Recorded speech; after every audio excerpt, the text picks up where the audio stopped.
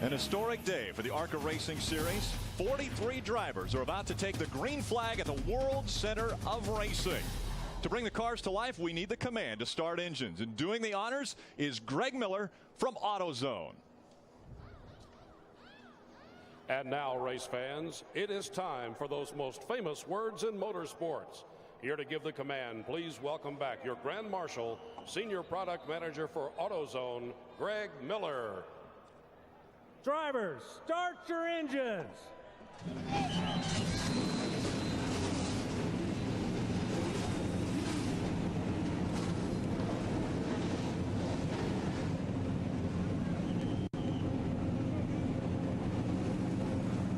For big league stock car racing, the new season starts here. It is every driver's dream to race at Daytona. Green flag in the air, we're underway.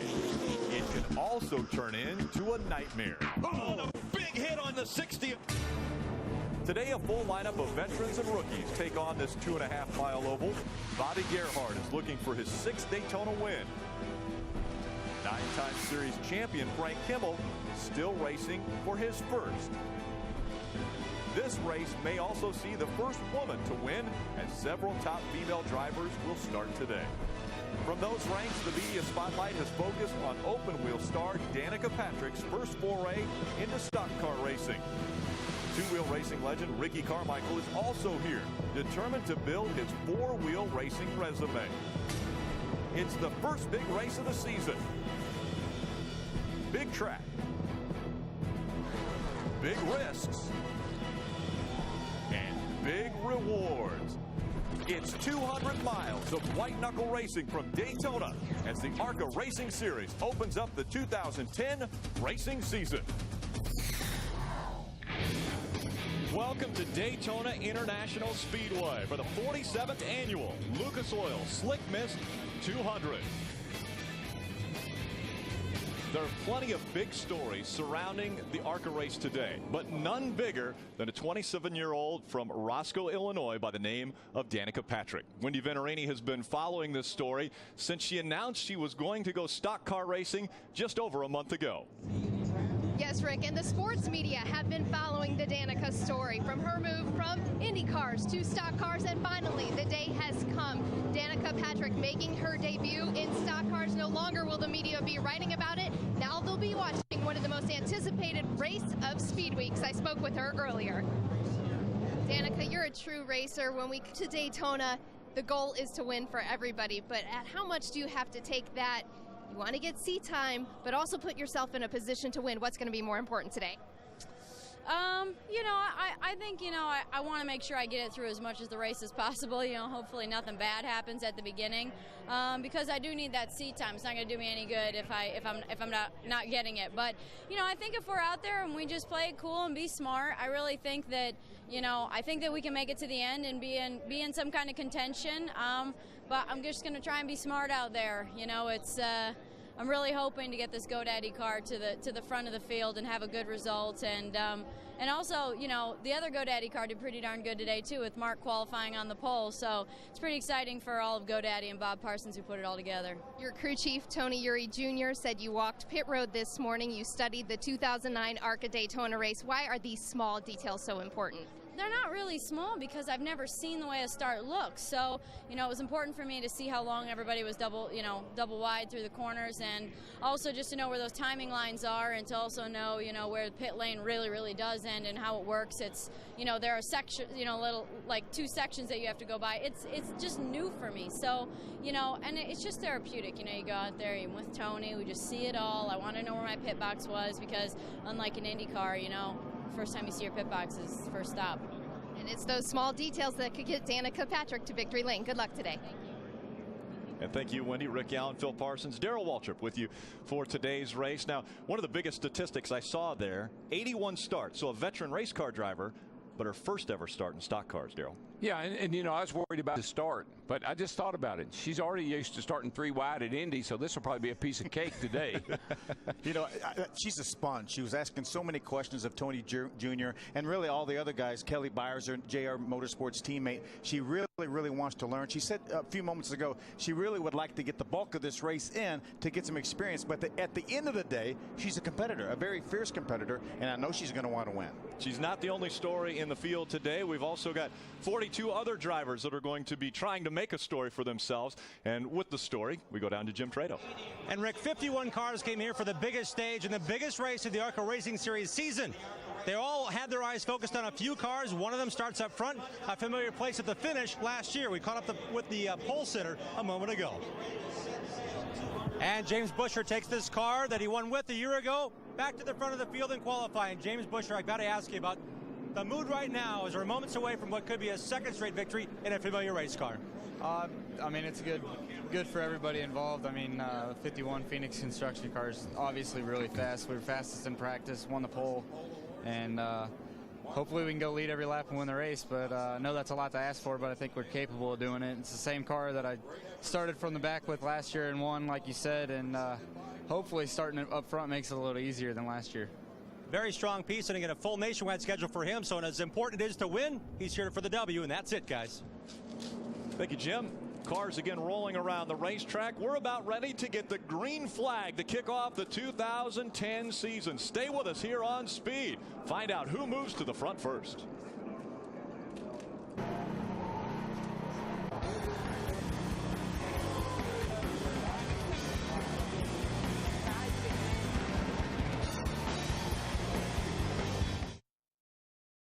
Brought to you by Lucas Slick Mist, the fast and easy car care products. By RE/MAX. Find your dream home at RE/MAX.com. And by Menards. Save big money at Menards. Welcome back to the World Center of Racing, Daytona International Speedway. 43 cars making their way around the 2.5-mile, very high-banked oval. Your starting grid, your Burger King starting grid, starting to roll across the top of the screen. That will continue as we want to take a closer look at our track description. Let's take a look at our Russell Stover track description. DW, 2.5 miles of corners, 31 degrees banking. That trial there in the front straightaway, that's a turn. It is, and it's really fast. It's very deceiving how fast you go through the trial. The other big thing, Phil, is the bumps. This track has a lot of weight, almost like waves, like you're going across water. The car really wants to porpoise. That creates a lot of problems. Let's talk strategy. Let's take a look at our race description as far as what's going to take place. As you can see, 80 laps, 200 miles, 43 cars starting this race, and 9 rookies in this race. 6 female drivers in this race. And the pit window for this race, Darrell, is about 55 or 60 laps. I was talking to James Finch, who owns a pole-winning car, but driven by James Busher, and he said that he's won this race 3 times before, and he's never put tires on any one of those 3 races. No, they have a great tire, and you know, if you don't need them, don't put them on. It's just time in the pits. Before we see the green flag, let's go back pit road and Wendy Venerini. Bobby Gerhart is one of the most experienced veterans in the ARCA series, especially here at Daytona. He has 5 wins. Last year, he was white-knuckling it around the racetrack. This year, he has a much more difficult setup. He said he wants to keep his car stiff and have a more comfortable ride, and he's starting 8th today for Bobby Gerhart. Let's head over to Jim Trado. And Wendy, Fred Kimmel has been in this race since 1992. He's a 9-time champion, but he's 0-for at the Daytona Motor Speedway. Daytona International Speedway has never been the track that he's had great success at. This car raced at Talladega and with his son last year here at Daytona. Also a driver to keep your eye on, Bill Baird in the 52 machine. He is 60 years of age. If he was to win today and back up those top 3 finishes at Daytona and Talladega with this race car, he'll become the oldest race winner in ARCA history. Green flag in the air. We're underway with the 2010 season. James Busher was on the inside of row number 1 in that number 51, and he's first to go into turn 1. Yeah, Joey Coulter jumps in behind him in the 16 car. See Danica on the outside. They're worried about 2 wide, already 3 wide. Be interesting to see what Danica decides to do here. If she tries to stay up here in this lead draft, or if she kind of finds her way to maybe a little safer spot. There's Danica right there following Patrick Shelter. That was one of the drivers they talked about, that she was going to be very comfortable driving around. Frank Kimmel was another one of those drivers. And he's right behind Danica in that number 44. Patrick Shelter driving the camouflage number 60. These cars are just, they're a little bit evil on the first couple laps. Got a little bit of a lower air pressure. Got to wait for those pressures to come up a little bit to get really comfortable. And remember, the final practice that they were going to do all their drafting yesterday was rained out. So most of these drivers have not done any drafting at all since the test. Some of them not even there. Yeah, and right now, with all these cars right here all bunched up, this is when the wake turbulence and all the air coming off the other cars is going to affect your car the most. You saw that monster Toyota right there, Ricky Carmichael jumping around in the corner. Frank Kimmel riding along with him in the number 44 car. We got a glimpse of Danica just in front.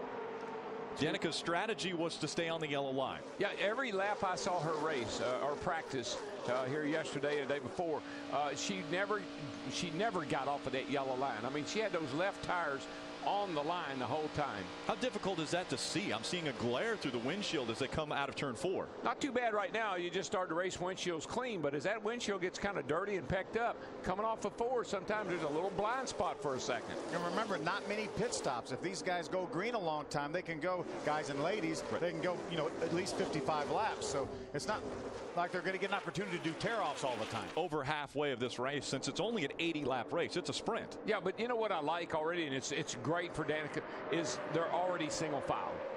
And now this will give her a chance to kind of relax a little bit, get comfortable with the car, and be able to give Tony Jr. some feedback here very shortly. So I like the way things are going for her right now. The field has spread out. James Busher out front. Joey Coulter in the 16. He moved up a spot. Mikey Kyle dropped back 1 to 3rd. Brian Silas holds on to 4th. And Nelson Piquet, another name we haven't talked a lot about, but up into the top 5. Yeah, Formula One driver, great driver, making his start here today.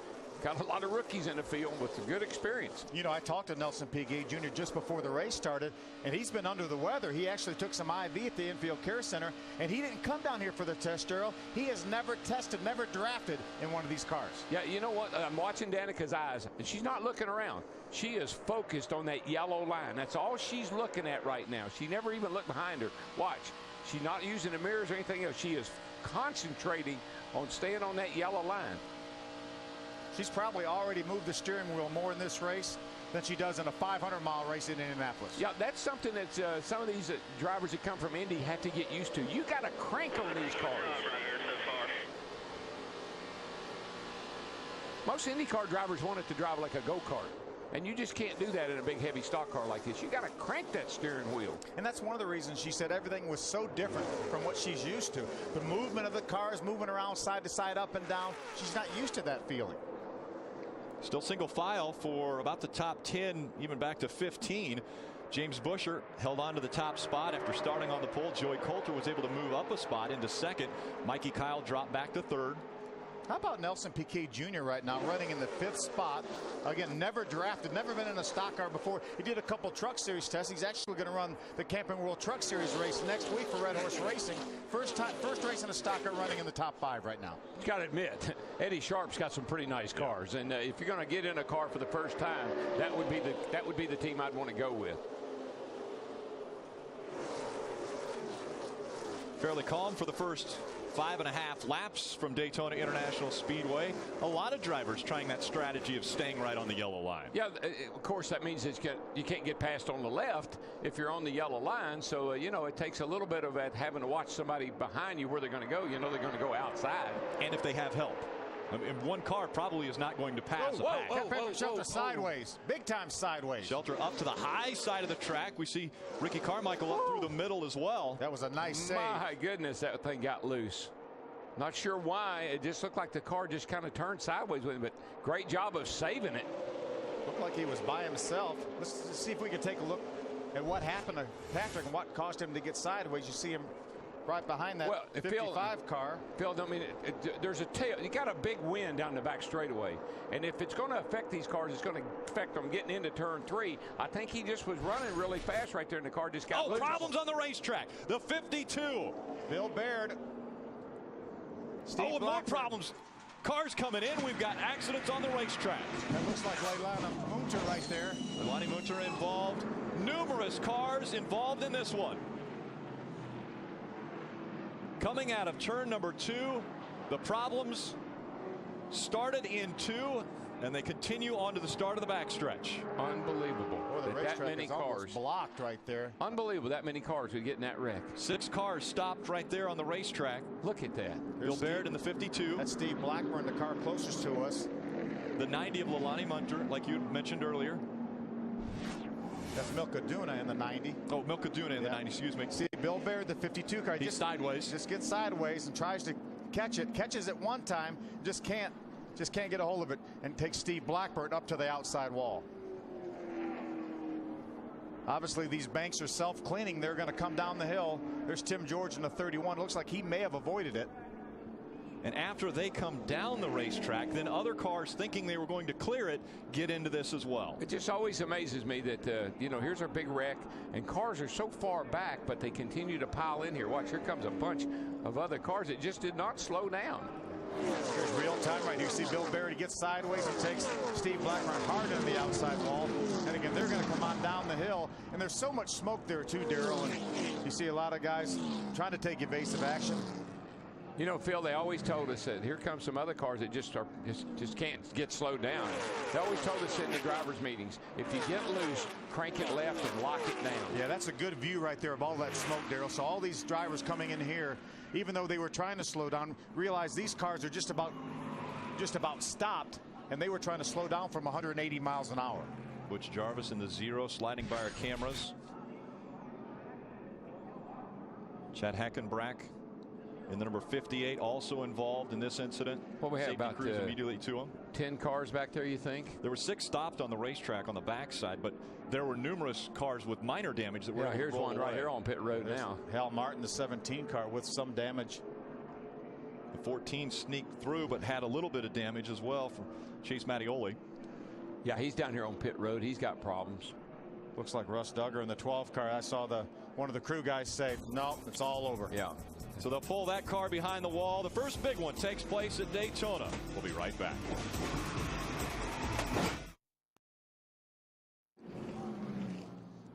Thursday, NASCAR's back, and we're there in Daytona for a pair of races on the high banks. Be there as the field is set for the 500. The Gatorade Duel at Daytona, Thursday, 2 p.m. Eastern, only on Speed. There's going to be a lot of finger biting before those Thursday races, aren't there, Darrell? There always is, and sometimes, most of the time, those are 2 of the best races you'll see down here all weekend. Got so many cars down here, 54 cars down here, and 19 of them. 19 of them want to try to race their way in, and there's only 2 positions per race that actually transfer in. Allie Owens is going to receive the Aaron's Lucky Dog. She actually came onto pit road prior to that caution coming out to tighten her belt. She was a little nervous that the belts weren't tight enough, so she was a lap down. She gets that lap back courtesy of Aaron's. Well, that's a good call by her. You don't want to ride around here with loose belts, so that's a great heads-up move by her. I've actually had them. I've actually hooked my glove in them before and unsnapped them, and that's a very uncomfortable feeling to be on a racetrack with no seat belts. How quick did you come in the pits? ASAP. Let's take another look at what happened here on lap number 7. Field coming through turns 1 and 2. Watch that black and white car, the 52 of Bill Baird. That's Kenny Schrader's car, our buddy. See him gets loose and then just can't quite catch up with it. Takes Steve Blackburn into the outside wall. Then some cars are going to start piling in. 31 did a good job of getting through. But that was about it. Everybody here from here on back just keeps coming. And Leilani Munter's in there. Russ Duggar. Here comes cars that, see, those cars came along way too fast. DW. Yeah, I mean, there's that white car. I couldn't see the number. I mean, he never checked up. I'm sure they have spotter meetings, and I'm sure the spotters they got to be telling these guys to back it down. I mean, if nothing else, tell their driver caution's out. Slow down. Do something. Way too many cars came in there. Look, that one coming through way too quick. Another one making contact, the 99. Those last 3 or 4 cars, they should not have been in that wreck. Again, out in front, still it's James Buescher, Joey Coulter, Mikey Kyle, Brian Silas, Nelson Piquet Jr. Those are your top 5. You know, Phil, and you hate to be. You hate to be critical of any driver but there are basic things that you need to understand. And one of them is when the caution comes out or when you see smoke, stop. Don't keep going. Stop.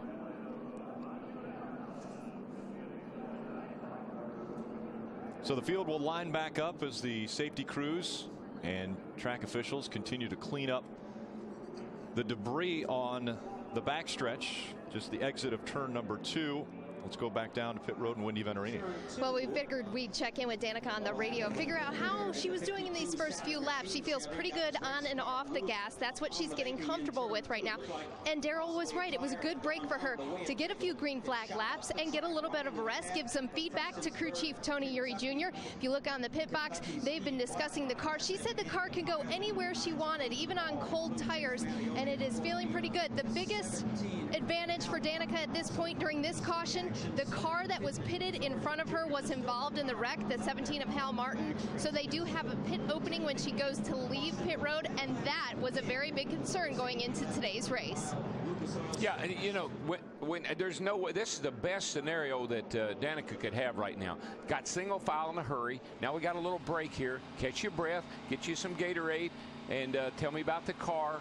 And I think this is really a good break for her. You know, that's another thing that Tony Jr. was telling me that Danica was really concerned with is making pit stops. She did a lot of pit stop practicing coming in. Even when they tested, he said that she would, every time she came in the pit, she would come in like she was going to make a pit stop, try to get stopped in her box just about every single time, because that's where a lot of people make a lot of mistakes, is on pit road. Right in front of Danica Patrick in the running order is 5-time race winner Bobby Gerhart. See if she follows him toward the front. James Bushel still out in the front.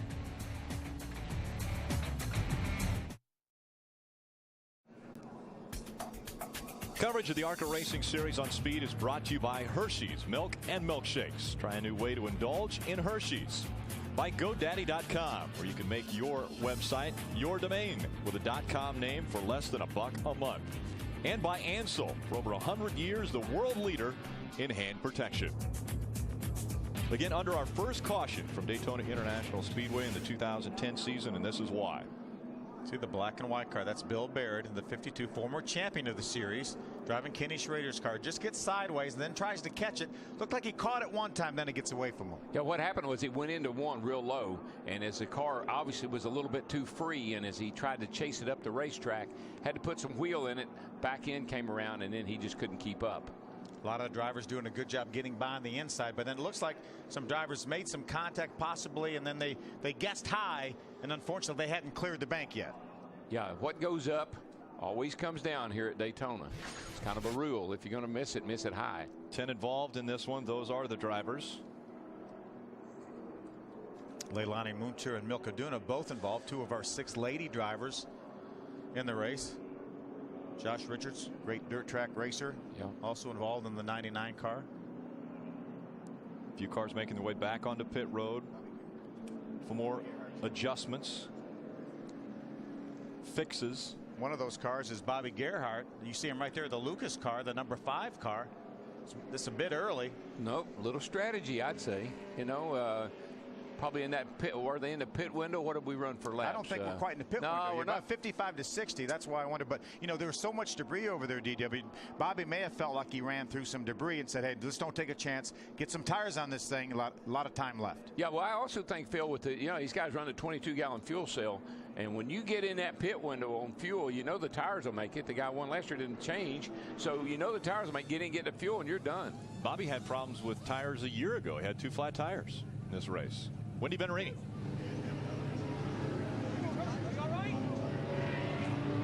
And Bobby Gerhart has taken advantage of this pit stop. They're going under the hood, so it's more than just tires for Bobby Gerhart. We're going to check in and see exactly what's wrong underneath that hood and get back to you, Rick. Thank you, Wendy. Maybe I hope I don't see any fluid coming out. It could have been water, maybe, but got something hit the radiator, but I don't see any fluid coming out. So the 5-time race winner is on pit road. They look like they pulled a piece of tape off, maybe temperature causing problems for Bobby. We'll be back.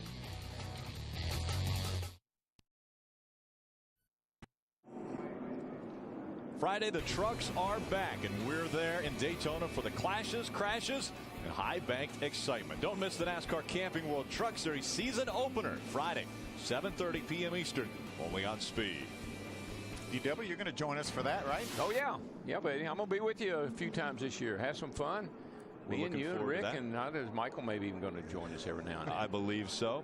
A very historic series is ARCA, and it started back in 1953 with John Markham. Actually, I think under some of the guidance of Bill France Sr. Yeah, actually Markham worked for a senior for a while. I actually raced against him some, but yeah, he started this series in the Midwest, and they ran their first race here in 1964. And Mr. France and John Markham were a lot alike.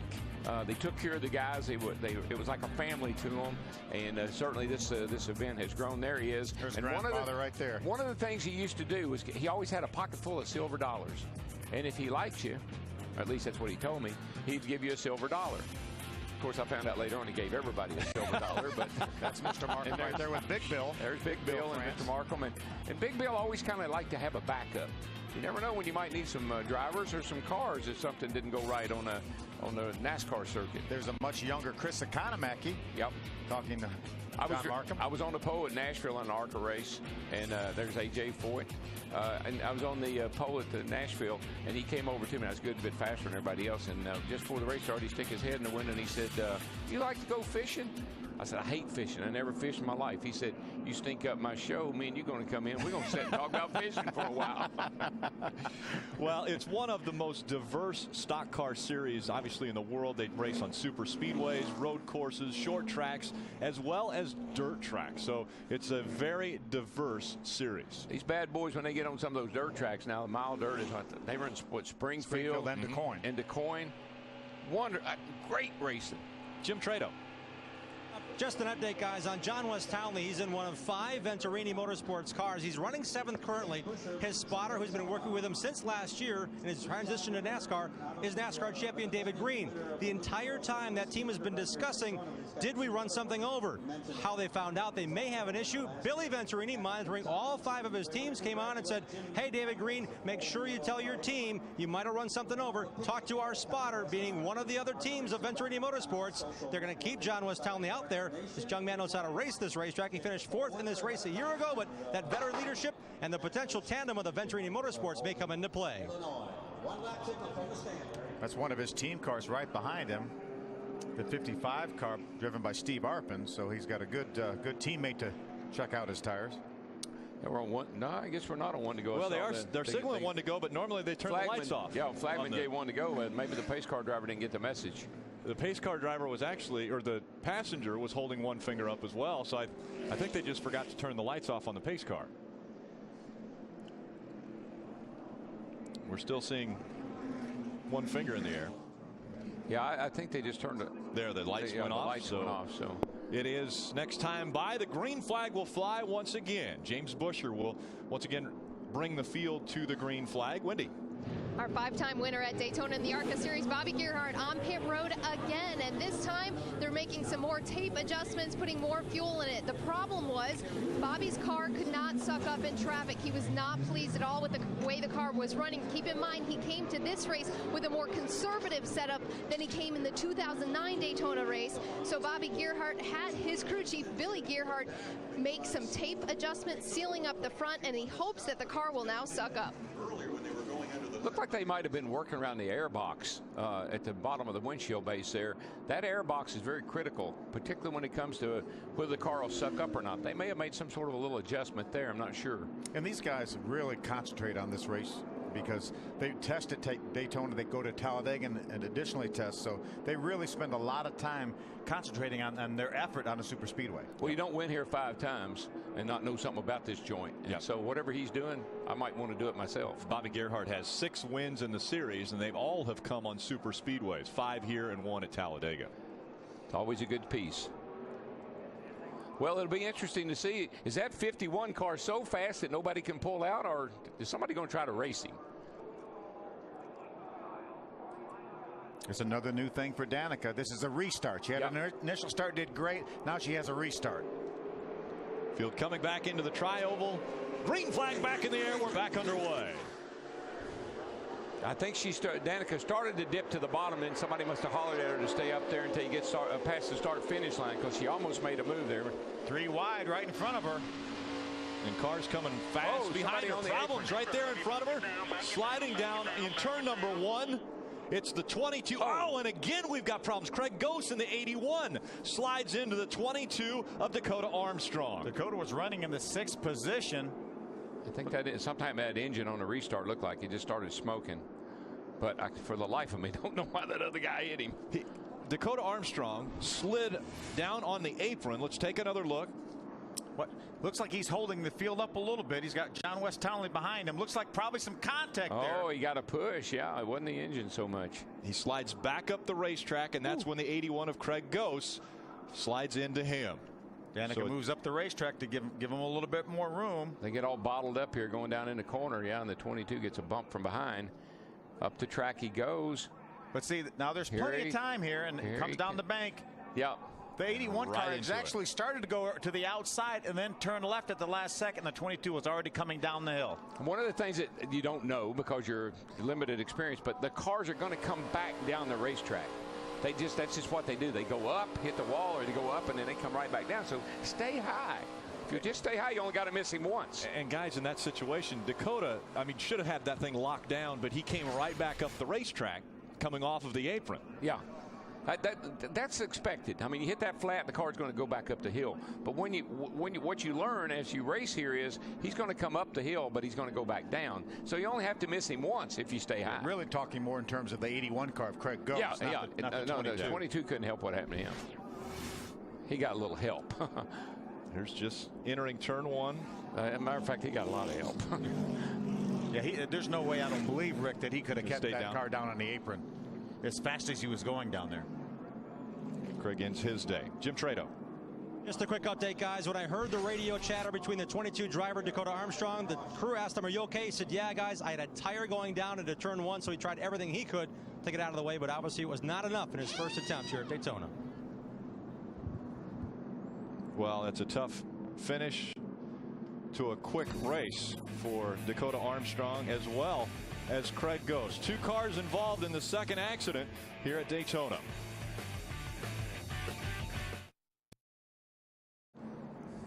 Welcome back to the Lucas Oil Slick Mist 200. We're under our second caution of the race. It comes out on lap number 17. Let's take another look. Yeah, we were watching this on a replay, Phil and I were, and if you watch the replay of this restart, you'll see that the 22 car, as we let this roll out here. This is Danica. She gets a good run. She dips to the inside because they're really kind of seized up in front of her. Yeah. Then she pulls back in line. But watch, see the yellow car. Watch up That's here. John West. Look at that right rear tire on that 22 car. It's already flat. Right there, his right. You can see the right rear tire right there is flat. Yeah, I think he's. We thought maybe John West ran in the back of him. That right rear tire caused him to go around, DW. I'm surprised he didn't realize it before that restart because that tire was really flat. Wendy, what have you got? And to add on what Danica was doing right there, already the video that she watched last night is paying off. She said that evasive move that she just made in studying those videos last night, she saw a lot of times on the restarts in the ARCA races, especially here at Daytona, that they would hit each other on the restart at the back of your race car. So she was anticipating someone to come up on her back end and therefore took that evasive action down low. Those videos that she spent time watching already paying off for Danica early in the race. And you know what, Wendy? Every rookie ought to do what Danica has done is study some of these prior races because they would know about some of these wrecks and how to get slowed down just like she did. Well, DW, that first accident, of the 10 cars that were involved in it, 8 of them are first-time Daytona ARCA racers. Yeah, and so you got to give them cut them a little slack because what you don't know, you don't know. And you learn the hard way sometimes. And there sure is no substitute for experience. No, sir. Chase Mattioli unless involved it's in a video game. First incident will receive the Aaron's lucky dog, so he'll get a lap back, and he will be put back on the lead lap. So. How could you call that a lucky dog? That's like, as lucky as you can get. I guess that's it. Given the fact that your car's already torn. Yeah, it's not going to be in an aero racetrack, that is not good. When you've got a hammer beating on your car like that, probably not a good idea. Probably not a lot of guys going to want to draft with Chase Mattioli anymore. You know, James Busher told Jim before the race that he wanted to lead every lap and win this thing, and so far it's working out pretty well for him. He's hitting his goal. He led the final 44 laps in this race last year. So that's he will have led 20 laps. So that's 64 laps in a row he's led, right? And I'm thinking, Phil, that pretty soon here we're going to see some of these guys, particularly the back of the field, get in that fuel window. And when we get one to go, they might want to duck in and get the fuel, and they're done. Yeah, we're 20 laps in. The pit window somewhere between 55 and 60. It's a little tougher at the beginning because you have the pace laps and the warm-up. But now, some of them may be able to make it. We'll get the green flag when we come back to Daytona.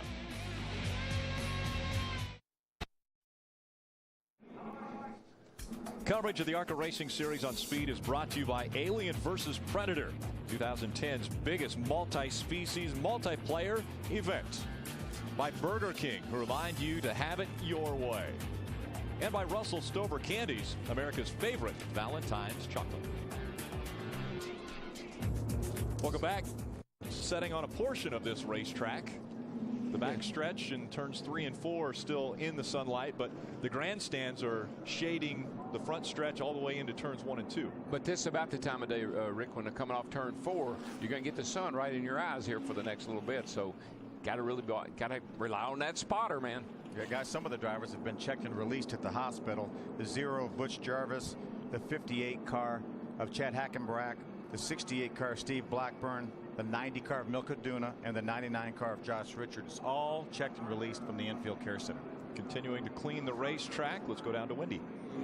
Steve Arpin, who returns in 2010 as the senior team leader for Venturini Motorsports, is complaining about the sun. Just as Daryl was talking about, that sun off of 4 is causing a lot of problems for these drivers. He wants more tape on his windshield. His spotter today, David Keith, who is most known for being a spotter on the Cup side right now for Kevin Conway. And David Keith is going to help Steve Arpin as much as he can with this sun as he looks down from the spotter stand. But when we do get into our pit window, Steve Arpin has requested a little bit more tape on that windshield. That was a point I was going to make, Wendy. That's just another one of those lack of experience things. Most of the Cup drivers would know that you've got to put tape across that windshield right there because of the sun late in the afternoon.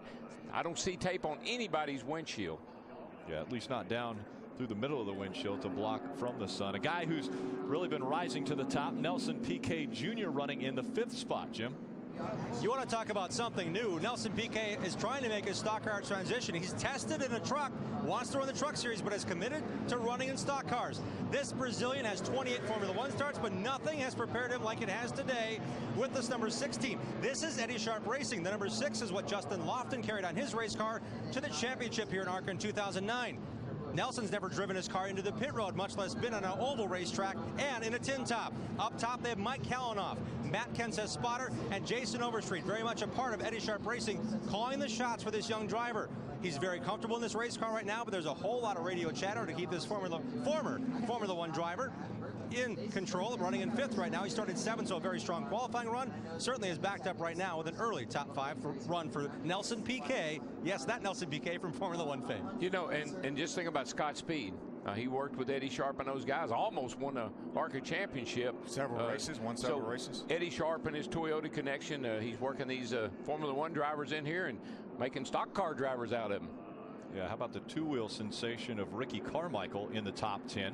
Oh, yeah. Currently running in the 10th spot. GOAT. They call him, exactly. Greatest of all time. Greatest of all time. And that's because he has done some amazing things on 2 wheels and trying to make that transition into 4. 16 AMA championships, Daryl. He kind of reminds me of Mark Martin. Now, he's not as old as Mark, don't get me wrong, but he's got that same kind of tough guy mentality, you know. Similar size? Yeah, similar size, and he's really, I've never met a guy more enthusiastic than Ricky Carmichael. He wants to do this big. Wendy Venturini. Well, Ricky Carmichael was pretty upset when Happy Hour got rained out yesterday. He had not drafted this car here at Daytona Speed Weeks until the race started, and that was the case for a lot of these drivers. They did not do drafting practice earlier in the weekend. They only did single car runs, but for Ricky Carmichael, he felt really good about his race car. This chassis was prepared by Wintron for Taylor Motorsports. It's an old Ryan Newman Penske car from when Ryan raced for Penske. This is the 4th ARCA start for Ricky Carmichael, and he is looking to gain experience. His two other previous starts have been in ARCA here at Daytona and in the Camping World Truck Series in 2009. Ricky Carmichael really wants to get some seat time, and he said that's what he loves about the ARCA series. Yeah, Wendy, we were just watching, you know, we were talking about the sun, and and how it's bothering some of the drivers. So we're under caution right now. So, but let's watch Ricky Carmichael. He's got his hand, you see right here. He's holding his hand up in front of his face there as a sun visor because the sun is bothering him so badly. And that's just under caution. I don't think he'll try that when the green flag comes out. DW, the good news is at 180 miles an hour, he won't be in the sun that long. No, and it really doesn't last long. It'll be be behind the grandstand here shortly. Yeah, riding along with a few different drivers. You see Danica top left. Yep, up in the upper left corner. Tim George Jr. in the lower left in the RCR car, and there's Frank Kimmel lower right. I just like I like the intensity of Danica's eyes. She is so focused. She's not looking around. She's not thinking about anything but what she needs to be doing on the racetrack. And I like the fact that she reaches up and tugs on her belts too, David. Ooh, yeah. No matter how tight you get your belts, you bounce around a little bit, they loosen up. I've seen her 2 or 3 times reach down and tug those belts a little bit tighter. I mean, the thing that we continue to talk about, it's her first foray in stock car racing, but she is a veteran race car driver with 81 open wheel starts. So lot she's of been in the seat. Yeah, a lot of experience. She's raced here. Just happened to be on the road course. Yeah, that's right. Lights are off on the pace car. It will make the hard left turn onto pit road, put the field back in the hands of James Buescher, who has been out front all 23 laps that have taken place up to this point. Joey Coulter, Mikey Kyle, Brian Silas, and Nelson Piquet Jr. all in the top 5. Green flag back in the air. Pretty good restart as they all cross the start-finish line. No one bottled up this time. Danica gave herself, that last restart got her attention. She gave herself a little extra room that time. That's how you do a start. Good job. Come on. Sound like Mike Dillon spotting for Tim George Jr. Tim gained a couple spots in this restart. If he listens to Dillon, well, I don't know what might happen. Come and think of it. Dillon, the father of Austin Dillon, who will be running the full truck series this year. He's fun to listen to as a spotter, I'm going to tell you. He and Clint Boyer do a pretty good job, though, don't they? There's that sun we're talking about. There's Frank Kimmel. Just for the short duration right there, but it sure does bother you. Frank Kimmel running in the top 10. He's running 8th right now. He's got Ricky Carmichael behind him. Danica Patrick running 10th. You know, it really helped when they built a new tower here a few years ago, Darrell, because when you come off 4, you didn't have the grandstands as high as they are now, and the sun was worse for longer. But now with that new tower that they built a few years ago, it's not quite as bad as it was. Frank Kimmel looking back on Ricky Carmichael. We heard the story from NASCAR that they're going to loosen the reins a bit on the Cup drivers, allowing bump drafting. We haven't seen a lot of bumping here, primarily because the bumpers don't line up that well. Well, these cars have a tendency to lift the car in front of them off the ground. It's got that sloop nose on them like the old car used to have. And when you run up under the back of somebody with one of these cars, you're going to get them up in the air. You're going to lift the rear tires off the ground. We got a car against the wall. Another coming car off the board, upside down goes a car coming out of turn number 4. I don't know what it's happened. Like the 48 car, possibly. All the way around. That could be Jill George. Yes, it is. Jill George in the number 48 comes rolling to a stop at the entrance to pit road. That car just snapped. I mean, it literally just snapped around, went straight into the outside retaining wall, and then flipped over. This car, the 29 right there, he was up against the wall coming through 3 and 4 as if he had a right front tire down. Then the 48 did something to avoid him and flipped over. That's Jesse Smith right there. In the 29 with the window net down. That's a great sign. Yeah, Jesse Smith has made numerous pit stops this race. He's probably made at least a dozen pit stops this race. That's Jill George in the 48. Let's take another look. Coming out of turn 4. Look up top of your screen. You see that's Jesse's the first thing I saw. Wall. Oh, I see what happened. He got down on the 48 got down on the apron. The 48 got the left side tires down on the apron, and when and lost control. Overcorrected, and the car shot right back up across the track into the outside wall and flipped over. See, watch this. That's Jesse Smith cutting the right front tire down. That's the 29. And see, the 48 gets down on the apron. There's a very good chance with the smoke I saw coming out of that right front of the 48, it may have cut a tire down. Going down on the bottom of the racetrack. Well, could have been some debris from the 29 as well. That car made an abrupt turn to the right. And amazing, the 48 it's amazing what this car does. Watch this thing. There must be a tremendous amount of debris down on the racetrack. Watch top of your screen, top right. That's the red car, the 48 of Jill George. That car was turning over before it ever even got to the wall. It was coming up on its side.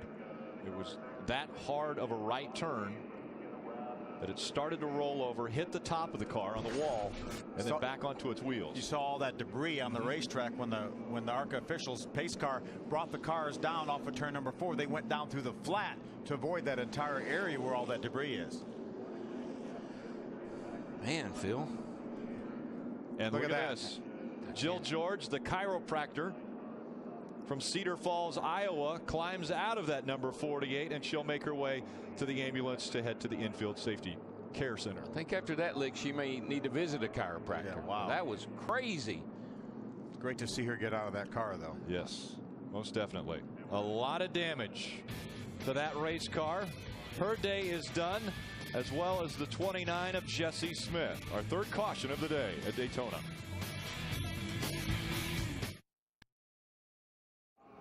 You see the cars parked on the backstretch. A red flag has come out so they can clean the debris up coming out of turn number 4. The reason why we're under this red flag condition, the 29 of Jessie Smith gets up into the wall. Top of your screen, he's already cut a tire down. Then Jill George comes along, drifts down on the apron, may have run over some debris, or just maybe the flat of the racetrack turned her around, DW. Yeah, the apron certainly had something to do with it, but I saw smoke coming out of the right front as it started to turn hard right, as if maybe she cut a tire down, and it caused that car to get up on its side and basically slammed the car right into the wall, roof first. Great to see her get out of the car, though. There yeah, she and she right gets out, and Phil, you know, just like I do, these safer barriers, oh my gosh, how did we ever make it without them? Incredible, just incredible.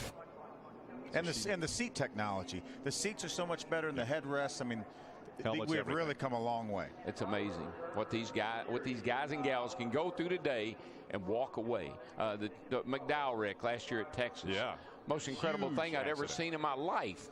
And he raced the next day. Yeah, pretty amazing. We've got the opportunity under this red flag condition to talk to our 9-time series champion, Frank Kimmel. Yes, if we can raise Frank. Hey, Frank Kimmel, Phil Parsons in the speed booth. You have a copy? Yeah, Phil, I hear you loud and clear, buddy. Well, you're riding along there up in the top 10. You have some good cars in front of you, good cars behind you. How's that racetrack? When we get the race, Phil, it's pretty good. It's great to be here back at Daytona, and this Ford Fusion is a great race car. I just wish we could get some green flag laps so we can show what we can do. Frank, it looks like everybody up front just riding along against the yellow line. Is that the strategy, or we're going to have to see some passing sometime? You can't win this race running 8th.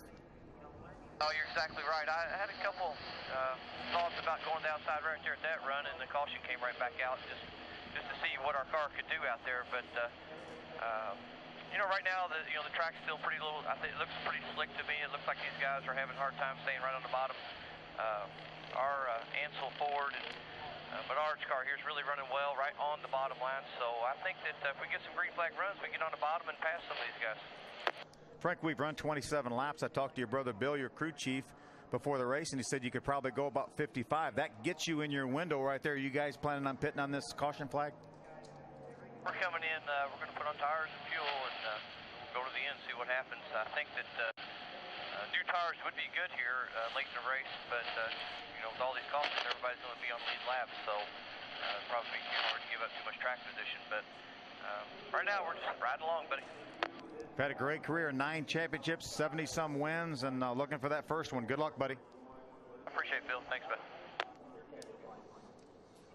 Talk about wins. Frank Kimmel, Super Speedway wins 21. Bobby Gerhart has 6 Super Speedway wins. 5 of them have come at Daytona. Frank Kimmel still to find victory lane at this racetrack. But all I can tell Frank, it took me 17 years. It took Dale about that long, 17, 18 years. Just don't give up, because when you've got a record like that and the championships he's got, Gerhart and those guys put so much effort into Daytona and Talladega. They got a great Super Speedway program. Frank's got an all-around program. Yeah. Going to have a decent car down here, but he's looking at the big picture. Let's go back down trackside to Wendy Venturini. And some interesting radio conversations under this yellow with Danica Patrick. It's really cool to watch and listen to her in her very first stock car race. It's the simple things we tend to forget about in stock car racing, like a red flag condition, parking the car on an angle, what fans to turn off, what exactly to do in the race car. She even asked Tony Eury Jr., do I turn off my radio? And they, without any kind of crackle on the radio, said no, leave the radio on. She also wanted to know, how long does this typically last? 3 minutes, 4 minutes, 15 minutes? So she was being very patient. She tried her drink system, which she hadn't tried yet, and she said that worked very well. So it's the simple little things, even under red flag, that Danica Patrick is learning. Jim? And when it comes to learning on super speedways, you got to get a veteran guy involved. Well, Harold Holley has been the veteran crew chief with Joey Coulter, top 5 in the points last year, but this is a whole new ball game, Harold. They thrashed on this car last year to get to Daytona. It's a whole new ball game with your young 19-year-old racer. What have you built into this race car to keep him up front now that he's running second? Well, we built this car before Talladega last year, and we qualified 16th with it, but you know, speedway cars are pretty much an evolution, and we learned from what we did there and came here, and we had a great test down here in December. And Joey, he's really picked up on the draft, and you know, he had a little trouble with the side draft and everything at Talladega, and we came back down and tested, and Joey was more concerned about where to put his car and finding how to use the air, and he's done a fantastic job in it, and he's doing a great job in the Ripon Chevrolet, and I tell you, Joey's just came a long way. He's ready to win. How about you and your approach with this young driver? With so many new faces in this series, he has a year underneath his belt, but it wasn't your race car last year. How have you prepared him for Daytona, much less the season?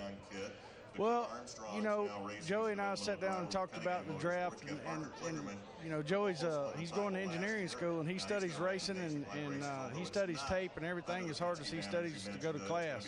So Joey's done the majority of it himself because he's just dedicated. He's got after the wakes. He's been working out with Phil Horton all winter. He's just 100% dedicated. He wants it. He wants it real bad. So we'll see what happens here. The thoughts of Harold Holley, who's gone to victory lane in all sorts of NASCAR divisions. Bobby Hamilton Jr., of course, Jeff Green in the championship in the Nationwide Series. We've got the 3 Cup teams as well. You know, we're not trying to boot. Thanks, man. Take a look at the fixing of the wall here coming out of turn number 4. It's actually right where the safer barriers end. The safer barrier does stop when they come into coming out of turn 4 right there, just for a short period of time, and then it goes back in when they come through the tri-oval. I was when we were on Danica a little bit ago there, I was sitting there, I was watching her in the car, and she looks really bored to me. She looks like she's looking around, and she takes a real deep sigh of breath here, and like, you know, hey, what are we doing anyway? How come we're not racing? The other thing I thought about is she sits in that car. Can you imagine the different feel it is for her when you sit in an Indy car, you're just in your little cocoon, and look around inside this great big, it's like getting in a bus. Yeah. But look, she just looks like she's getting really bored. So, man, I'd like to be doing some racing. This is ridiculous. Well, you mentioned IndyCar. Danica Patrick has a lot of seat time in the open wheel ranks. First woman to win an IndyCar Series race. And he's 5th in the 2009 IRL standings. And I think the 2005 IndyCar Rookie of the Year really kind of vaulted her right onto the scene. You know, and she's no stranger to running side by side at a high rate of speed. Right. You know, the races they run at Texas and Kansas and places like that, Chicagoland, I mean, they'll run 215 miles an hour with their wheels, you know, just inches apart. So she's no stranger to that, and that part doesn't bother her. And really nothing out here bothers her. She just realizes she just doesn't know very much about these cars, and that's why she's trying to learn, and that's why she's here. You know, I raced with Janet Guthrie, and I thought she was as good as I'd ever seen. Lynn St. James and I were teammates here in a 24-hour race one time. I've seen Sarah Fisher, but those ladies have all done a great job, but Danica has an advantage on all of them. They never won. That's right. And she has. And, of course, that's an incredible accomplishment.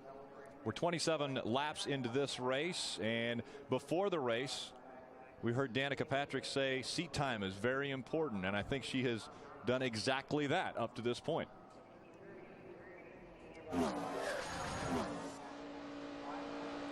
She stayed out of trouble. Even when there was trouble in front of her, she avoided. There's another view right there of that incident with Dakota Armstrong.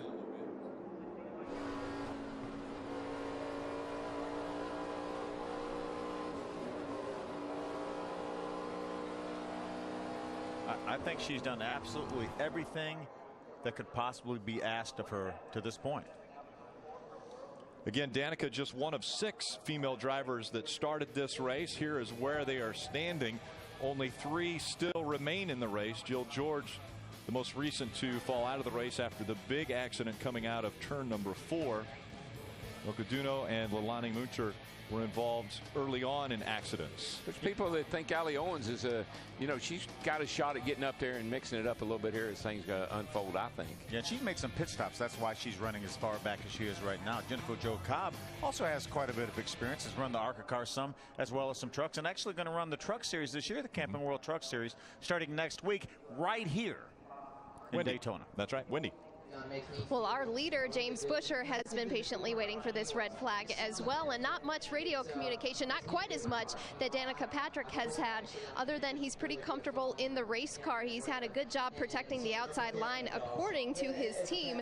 Now, keep in mind, James Busher started from the back at this race 1 year ago and won, and at Talladega, he started from the pole when he broke the transmission early in the race. This is the same exact race car that he raced at both Talladega and Daytona, and he's only been here twice in his career, ARCA and the Camping World Truck Series. Now, he has made absolutely no changes since the test session back in December. That's how happy James Busher has been with his race car at Daytona.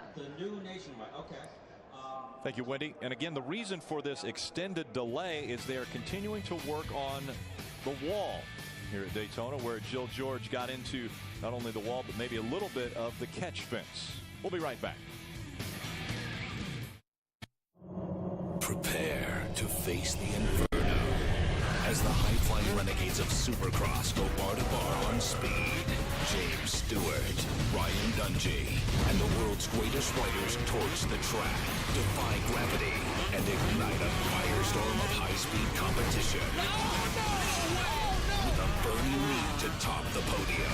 Don't miss Monster Energy AMA Supercross from San Diego, Sunday at 1 p.m. Eastern, only on Speed.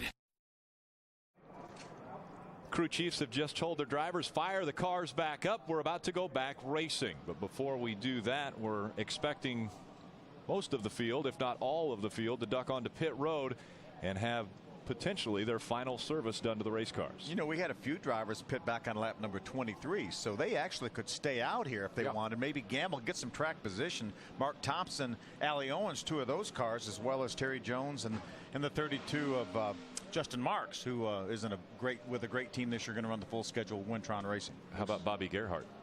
Bobby Gerhart. That was a while ago. Yeah. That was a while ago. I don't know that Bobby's in his pit window. Okay. Looks like that 6 car won't crank. They're going to have to give him a shove. Yeah. And the ARC officials will not penalize him because of that, because they do not blame him because of a red flag, his car not restarting. So they will push him and he will be able to get back into his rightful position. Yeah, they just need to push him gently. And he was 5th. He scored 5th right now when the red flag came out, so that will be the position that he will get back. Now, I'm assuming that they would keep pit road closed until he got into that position, because that would be an advantage on the rest of the field. Looks like the pace car is really running slow, probably trying to give him enough time to get going, I would guess. So they're working on getting Nelson Piquet Jr. refired on the backstretch. And that's the thing. Does Nelson Piquet Jr. know that he can reclaim his position? That's another one of those things where the inexperience of doing this kind of racing. But I'm sure Eddie Sharp's guys will tell him, hey, you're able to drive right back up to where you were once they get that car refired. But Darrell, it looks like did it just not refire, or has it even refired yet? It looks like he's having a real problem here.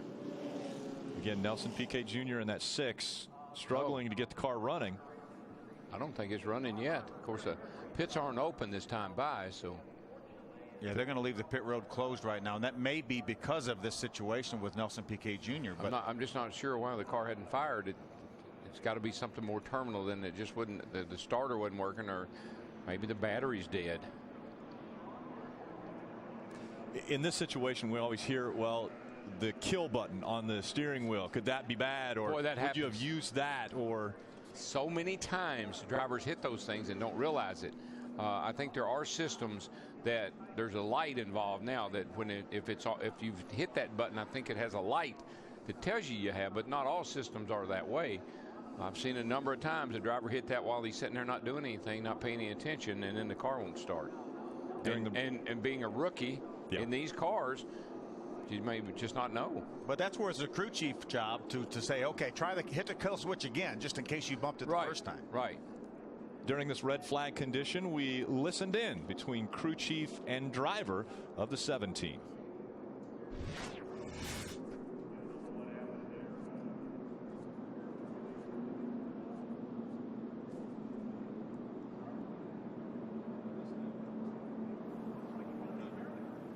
How am I going to know what my pit speed limit is?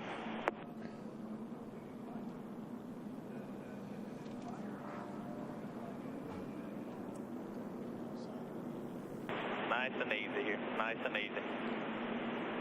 Got one stop here on your right. Clear him. Okay. So pit road will be open this time. Nelson Piquet finally got his car refired. Now he's about a half a lap behind. I guarantee you he hit that button. And he had to take him all the way around here for them to explain to him what he needed to do, because once he got on pit road, the car fired and he took off. We're expecting to see the hard left turn out of most of the field. And Jim Trado, I believe you've got a few cars coming your direction you'd like to talk about. Well, we heard from Kevin Reed, the crew chief on the 25 of Mikey Kyle. He's running third. The car that's running second is Joey Coulter in the 16. They decided if James Busher comes, they're going to come, but they looked at the clock, they looked at the lap count. They're coming too. They're pitted next to each other with an opening in between. Joey Coulter is now coming down pit road. He's 10 spots away. James Busher leads the field down. Here comes that Ripon Energy Fuel Chevrolet of the 16 car of Joey Coulter. Ahead of him goes Mikey Kyle. A 4-tire change. What Harold Howley told me was they have built some adjustability in this race car. They're doing just tire pressure adjustments here as Joey Coulter in the 16 gets 4 fresh Hoosier radials. Two right sides. Let's go down to Wendy. And Danica Patrick is already out of her pit stall. It was a little bit of confusion. She did come in very clean. She has damage on the left rear quarter panel of her race car. It was fuel only for the 7 crew, but Tony Eury Jr. did a fantastic job of slowly bringing her into her pit, and there was a lot going on because her pit road speed was hard to monitor. Her gauges with her RPMs are not correct, and she feels like it's idling awfully high, so there is some concern of watching that and getting through all of this. After a red flag, a driver has to go through a lot of this process, and you know it's something to learn when it's your first stock car race. Great job, great pit work by Tony Eury's guys. It looks like she was second off pit road, but we had a few cars stay out. Bobby Gerhardt being one of those, Mark Thompson, Allie Owens, Justin Marks, the 32. So we've got some good cars stayed out. Little pit strategy. All those cars had previously pitted. They feel like they probably have enough fuel to get to the end. So now they're going to be up front. Wendy, did they change tires on the 7, or they just fuel it? No tires. It was fuel only. Fuel only. Tony Eury is saying you've only run 6 green flag laps, 8 green flag laps. So they were concerned that the tires still weren't good enough. Now they are talking right now about saving fuel for Danica at the end of the race, and Tony says it's not enough. We have a few more laps as a cushion, but right now no tires for the 7 car at this time. Fuel only. And she did ask as she got back on in the race car, did you fuel it up? Yeah. Yes, they did. Are they worried about that ding in the left rear quarter panel? I'd call that a parachute. Yeah, that's pretty considerable. It's pretty big. And you know, I didn't realize the damage she had until she got right into the pit stall in front of us, and I'm not sure the team did either, because Tony Eury Jr., as soon as she came to a stop, got a little bit frantic on the radio saying fix the rear quarter panel. So now that we're watching that, we are going to keep an eye on it, but there's no plan of bringing her back down pit road at this point. That was their one chance of straightening out that left rear quarter panel. I'm wondering when that happened. It happened in the down here when the 22 had the flat tire. She got scraped as she went by. I forget who it was, but somebody got into the left rear of her car. Aaron's lucky dog goes to Nick Igdalski.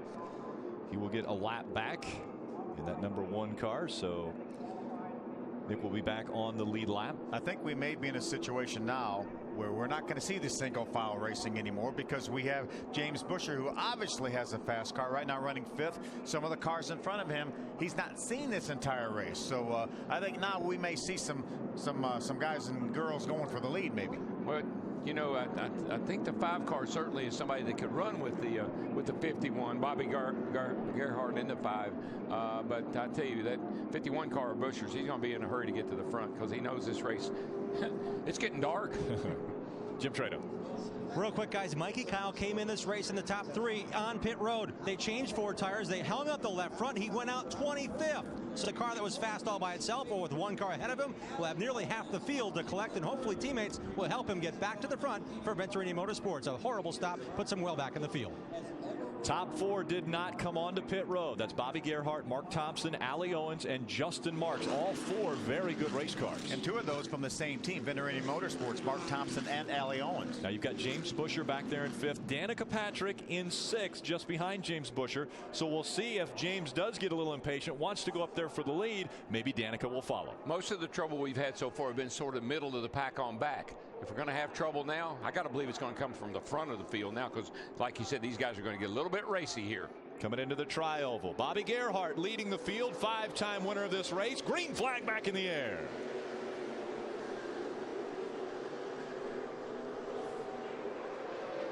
Great restart for Bobby Gerhart. Again, just behind him, Mark Thompson, Allie Owens, and Justin Marks. Now we're going to get side by side. Justin Marks goes to the outside. That's the 32 car of Allie Owens. James Buescher's going to follow Justin Marks on the outside. What will Danica do now? Will she stay down on the bottom of the racetrack, or will she go with that moving line up high? I think she needs to stay with that 51, DW. Well, I think she needs to stay on that yellow line because that was her game plan. I think she ought to stick to it. And right there you see the 32 getting shuffled back. That's Justin Marks in the 32 trying to make the move, not able to get the momentum up, but now he's going to have some help with Ricky Carmichael behind him. Some other cars going to pull into the help as well. Bobby Gerhart leads that line right around the yellow line. Allie Owens running 3rd in this race. Mark Thompson 2nd. Bobby Gerhart leading the field on the bottom of the racetrack. Our pole sitter and early leader James Buescher right now runs 4th behind Allie Owens. Danica Patrick all the way up to 5th now. That's the highest she's run. Justin Marks drops back to 6th. Joey Coulter, Ricky Carmichael, John West Townley, and Steve Arpin, your top 10. Riding along for a moment with Frank Kimmel and Menards on board. Here's going to be the temptation for Danica as she goes down the back. She's on the outside now as she gets behind the 51. That was what I was going to say. She was going to come up off that bottom, try to go with that 51. I hope that works out for her. Joey Coulter's looked like he was going to close that hole on the bottom. It looks as though they are moving on that high line. The 51 and the 7. The first time I've seen Danica off of the yellow line in 2 days. She's going to stay to the back bumper of the 51. Here comes the 51 of James Buescher making the move on the lower line. There's Joey Coulter right now running 6th. Allie Owens right in front of him in the 15 car. So far, so good. I like what she's doing. And obviously, the 51 is a guy that we think can get himself back to the lead if she can stay with him. 2 lines now making their way around this 2.5-mile super speedway. But don't forget about that cat leading this race either. He's pretty shrewd here at Daytona. He and his brother, they know how to win this race. Billy Gerhart, the crew chief. Bobby Gerhart, the guy behind the wheel. Pretty good little race we got going now, guys. Mark Thompson doing a great job staying right with Bobby Gerhart. Buescher is inching up a little bit. Trying to get that outside line to move. James Buescher in front of the outside line. Then it's Danica Patrick. Just behind Danica is Justin Marks in the 32. Danica is losing contact with that 51 as he kind of makes a little headway up that outside. She needs to stay right with him. That'll help him and her both. She's actually hurting the 51 right now when she can't stay with him like that, falling back. See how they do coming through 3 and 4. car looks just a little loose to me. It's moving around a little bit more than what we've seen. Of course, it's going faster than I think it's probably gone all day, too. She mentioned when she tested she wanted to do a little bump drafting, but wasn't quite able to get up as close to the car in front of her as she wanted to, so she really didn't do any bump drafting. They're actually losing some ground now. Yeah, well, she's actually hurting the 51. When you're just that 3 or 4 car lengths back off of the back bumper of the car in front of you, you're slowing him down. And you can see he's losing a little ground to those lead cars. Gerhart making the move by one of the slower cars on the racetrack. Now, moments ago, the 4 of Ricky Carmichael had a great save as he had to race up the racetrack. Take a look on the bottom of your screen. Ryan Salas, the 11 underneath him. That's Steve Arpin in the 55 right behind him. Contact. Gee, it's so uncalled for for the 55 to do that, and that could have caused a huge wreck. They don't understand pump drafting and when you can and when you can't. 3 wide through the tri-oval at Daytona. That's what we've been waiting for all winter long, to see 2 and 3 wide, and it's happening here tonight. Tell you one thing right now, Danica didn't like that outside. She said, let me get back down here on the bottom where I'm more comfortable. She's behind John West Townley. Frank Kimmel right there, the Menards on board behind Steve Arpin in the 55. The temptation with where she is you get a big run, and what do you do with it? You can't, I don't think she's comfortable bump drafting someone, but she doesn't want to jump back to the outside either. Wendy. The 15 of Allie Owens running third right now.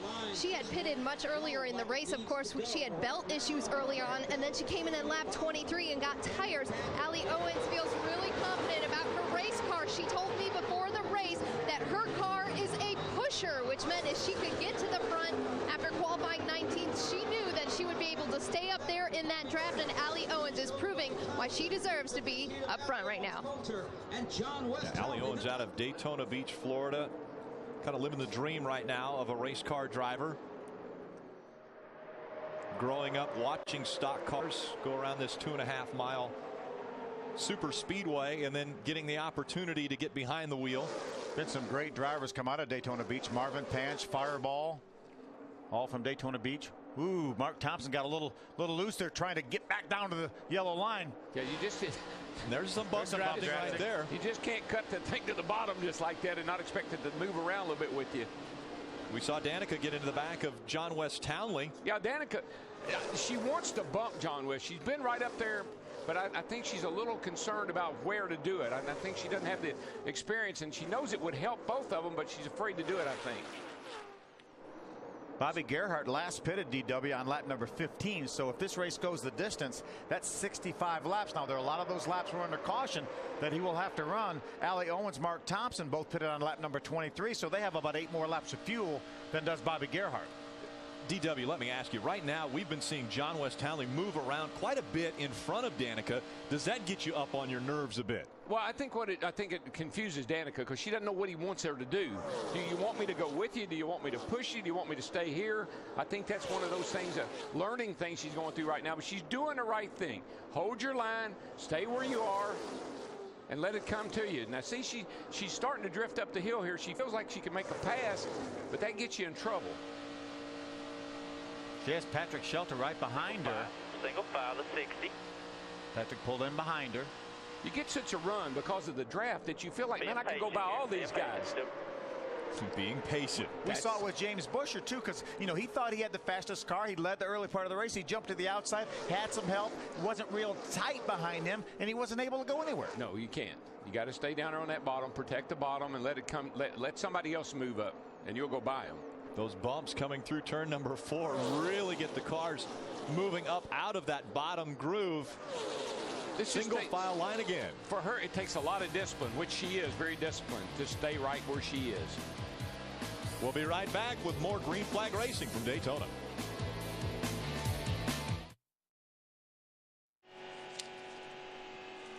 And welcome back to the Lucas Oil Slick Mist 200. We're under caution for the 4th time tonight. This time, 9-time series champion Frank Kimmel is caught up in the accident. Yeah, I think Frank was a victim in that incident. Let's see if we can take a look back at what happened. I think it's a chain reaction, Phil. Oh, there you go. Yeah, this is really one car. This is a separate incident. This is coming off turn 2 on the backstretch over there. Nick Adolski, but when they get over to turn number 3, then they're going to have the incident that Frank was involved in. Watch to your right of your screen. Oh yeah, that he got hit from behind. Yeah, the 83 car, it looked like Sean Corr may have got a little bit loose, got down to the apron. Frank may have eased off the throttle, got run into from behind, then there was a chain reaction. Checked up and got run over by the 25. Not a tremendous amount of damage to those cars, but yet some damage. I think the 25 is okay, but the 44's got the most damage. That's Frank. That's when he gets a shot. That's the Nelson Piquet Jr., the 6 right behind him. In pits, or in Frank Kimmel's pits, is Jim Trado. Jim? As they came down pit road here, not a whole lot of chatter on the radio. They know what they have to do. They looked at the replay on the big screen. What we saw is what they saw. And backing in the wall was Kimmel, but not enough to offset the rear spoiler. The rear bumper cover, if anything, has been damaged. They're changing right side tires because of that slide. They're only allowed 2 sets of tires in the pits, and the 4 they started the race on. So lucky for them, they had a spare set, and they went with scuffs last time and scuffs this time for Frank Kimmel, trying to repair that minimal right side right front damage, and the bumper in the rear looks okay.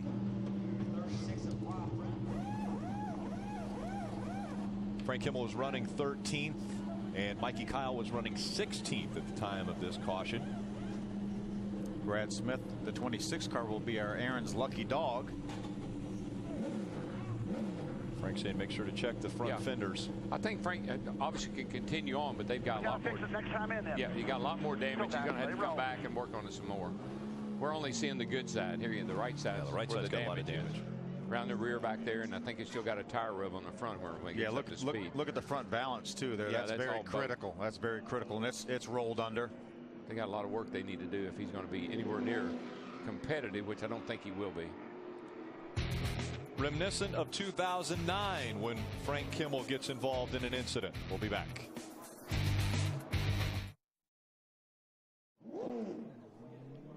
Welcome back. ARCA Racing Series kicking off the 2010 season, our 4th caution. But it's Bobby Gerhart who is back out in front of the field at Daytona, and I think we can talk with him. Let's do it. Hey, Bobby Gerhart, Phil Parsons up in the speed booth. You have a copy? Bobby, we have you on our records pitting on lap number 15. That leaves you 65 laps to run to the end. Has Billy told you have enough fuel? I don't even want to think about it. That was our plan from the beginning, Phil, and you know, we stuck by it. We didn't think we had a fast enough car to win the pole. So you got to do what you got to do in this deal, and this was our. You know, it came to us, and let's just see what happens. Bobby, you know how to win these things. You won 5 of them. You're back up front where you belong. Can you pull it off? Well, the car certainly seems to be a little bit better on front than behind just about any other car. I don't know what's up with that, but I'm going to do everything I can to keep this Lucas Oil Chevrolet up front. And hopefully, with all these quality lubricants we got under the hood here, Phil, we're going to get there. All right, Bobby. Thanks for talking to us, buddy. Have a good one. Wendy Venerini. Thanks, Rick. I'm with Billy Gerhart, brother to Bobby. And of course, this was a strategy coming into the race, Billy. You're not at all concerned about having enough fuel. You guys are good. Well, we're cutting it close for sure, but you know, Bobby's doing it. We've worked on this a little bit here in December, saving some fuel. We're doing a couple tricks here and tested some things in December and said, you know what, we can go 65 plus laps. So we decided to give it a shot. I was concerned early. The car didn't seem to really draft real well, and I said, you know, guys, let's stick with our plan and see what happens, and darned if we didn't get back up front, and you know what? It looks pretty good out front. What's your superstition with the decals? Well, the guys are teasing me here tonight. I told them I'm coming back here like we did in 07. Every decal exactly the same, except I changed the door numbers to a reflective 5. And they've been teasing me all night that they see the reflective 5, but now Lucas Oil Chevy looks good out front, Wendy. All right, good luck to Billy and Bobby Gerhart. Nobody can tease Bobby Gerhart as far as how he runs at super speedways. He's one of the best. You just think about it. Sometimes guys just got a knack for winning a track. Think about Richard Petty winning this race, or the Daytona 500 7 times. And there, Bobby, it just seems like it comes to you when it's your hot. It's like your house. Green flag back in the air. Bobby Gerhart, Mark Thompson, Allie Owens, Joey Coulter, John West Townley, your top 5. We're going to get racy. We got to get going here, guys. Bobby may have a little bit too big a lead right now. You don't want that big gap where they get a run on you when they get to you, DW. Yeah, that's a little bit further out there than he needs to be, and here they come, and they're going to blow right by him, I'm afraid, if they elect to. But I think everybody's thinking like we are. This guy knows how to win this race. Maybe I need to hang with him. Mark Thompson decides to stay behind him. Allie Owens stays in line as well. 16 of Joey Coulter, John West Townley, Danica Patrick, Patrick Sheltra, all staying in line down toward the bottom of the racetrack.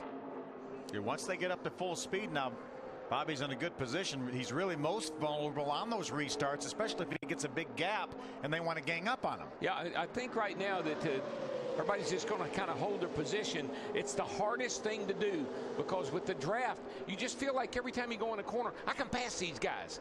And you jump out there and find out you're out there in no man's land all by yourself. Not only the bumps, but the buffeting of the air around these race cars make it a bumpy ride here at Daytona. Well, the sun's not a problem anymore, DW. No, it's not. Nice little lights are coming up. Things are starting to look good. Side by side back for about the 10th and 11th position. Ricky Carmichael on the inside, Sean Corr on the outside. I'm just not real sure why that 7 car won't stay tucked up. It seems like she loses a little bit of ground to the car in front of her. There's Sean Corr, that yellow and black car, number 83. And that's the race car we saw just in front of Frank Kimmel earlier when Kimmel had his problems. He went all the way to the apron and was able to keep it running and keep it going in the right direction, and he's already into the 10th spot.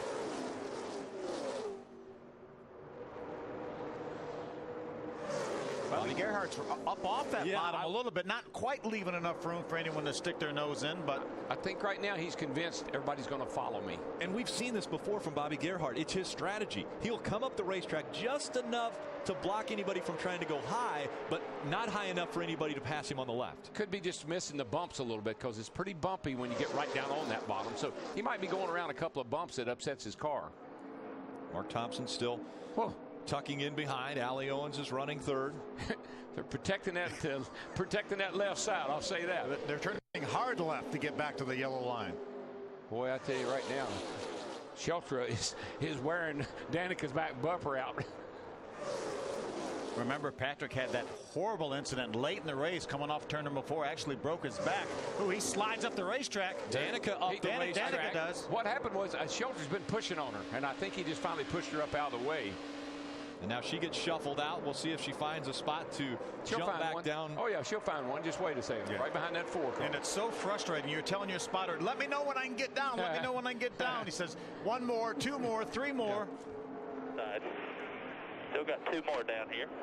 Still got 2 more in line. Sheltra was pretty smart, though. He saw that she was pretty vulnerable. He gave her a little shot getting into one down there and it put her up the hill, and he went right by her. 30 laps remaining from Daytona International Speedway. Bobby Gerhardt in front of the field once again. 5 times he's hoisted the trophy at the end of this race. Can he make it 6? Yeah, you said the 5 car. Gerhardt is missing the bumps. That's why he goes up just a little wee bit. Watch some of the other cars. Now that the lights are coming on, you'll see sparks coming out from the other cars. He doesn't do that. He's just avoiding the bumps, which is actually making his car go faster. You know, Danica's here to learn, DW. She's here to get experience. That may be good for her experience. Now she's going to get behind the cars. She's going to have to try to make some moves as we see Patrick Sheltra lose a spot to James Busher. Now she's going to have to pass some people and make some moves to get back up towards the front. Sheltra's car is loose. Remember earlier in the day when we saw him all sideways down here in the middle of 3 and 4? That car is a little bit free. This is why Danica moved up the racetrack earlier. She had Patrick Sheltra just behind her. Through those bumps. She wiggled. She got a little bit loose and wiggled and had to chase the car up the hill. That's what happened. Well, I think that Sheltra created that. Yeah, he helped her get loose. Well, he kept tapping on her, and I think she may have looked back to see where he was, and it caused her to lose a little concentration there and went up the hill a little bit. So she moved out of that bottom line, and that's made her drop all the way back to 11th. Jim Trado. Hey guys, when it came to Daytona and Mark Thompson, who loves this racetrack, they went deep in the Venturini talent pool and got a veteran crew chief to help Mark here by the name of Rambo. Tony Liberati's on the pit box for the 66 of Mark Thompson. There's a bit of trust built in here. Rambo's been one of the first crew chiefs for Jimmy Johnson in his transition to NASCAR, and the trust is behind the wheel. When Bobby Gerhart got hurt in 2007 in a crash, the driver he put behind the wheel at his car at Talladega was Mark Thompson. I imagine these two veterans will be working together to the finish. Rambo, a lot of experience in stock car racing at all levels. Bobby Gerhart looking to make it 6 wins from Daytona. Can anyone challenge him? Stay with us.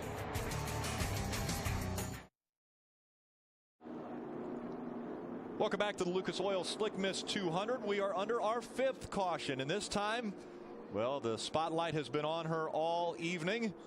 And this time it is the 7 of Danica Patrick that brings out our 5th caution. We're going to show you just what happened.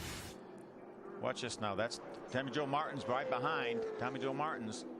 Danica moves to the inside. Nelson Piquet gets a little bit loose. She's on the inside against the white line, and Nelson Piquet Jr. forces her down off the racetrack. Look at this ride through the grass she has. I'll tell you, this right here is car control. Now, that's something that you got it or you don't.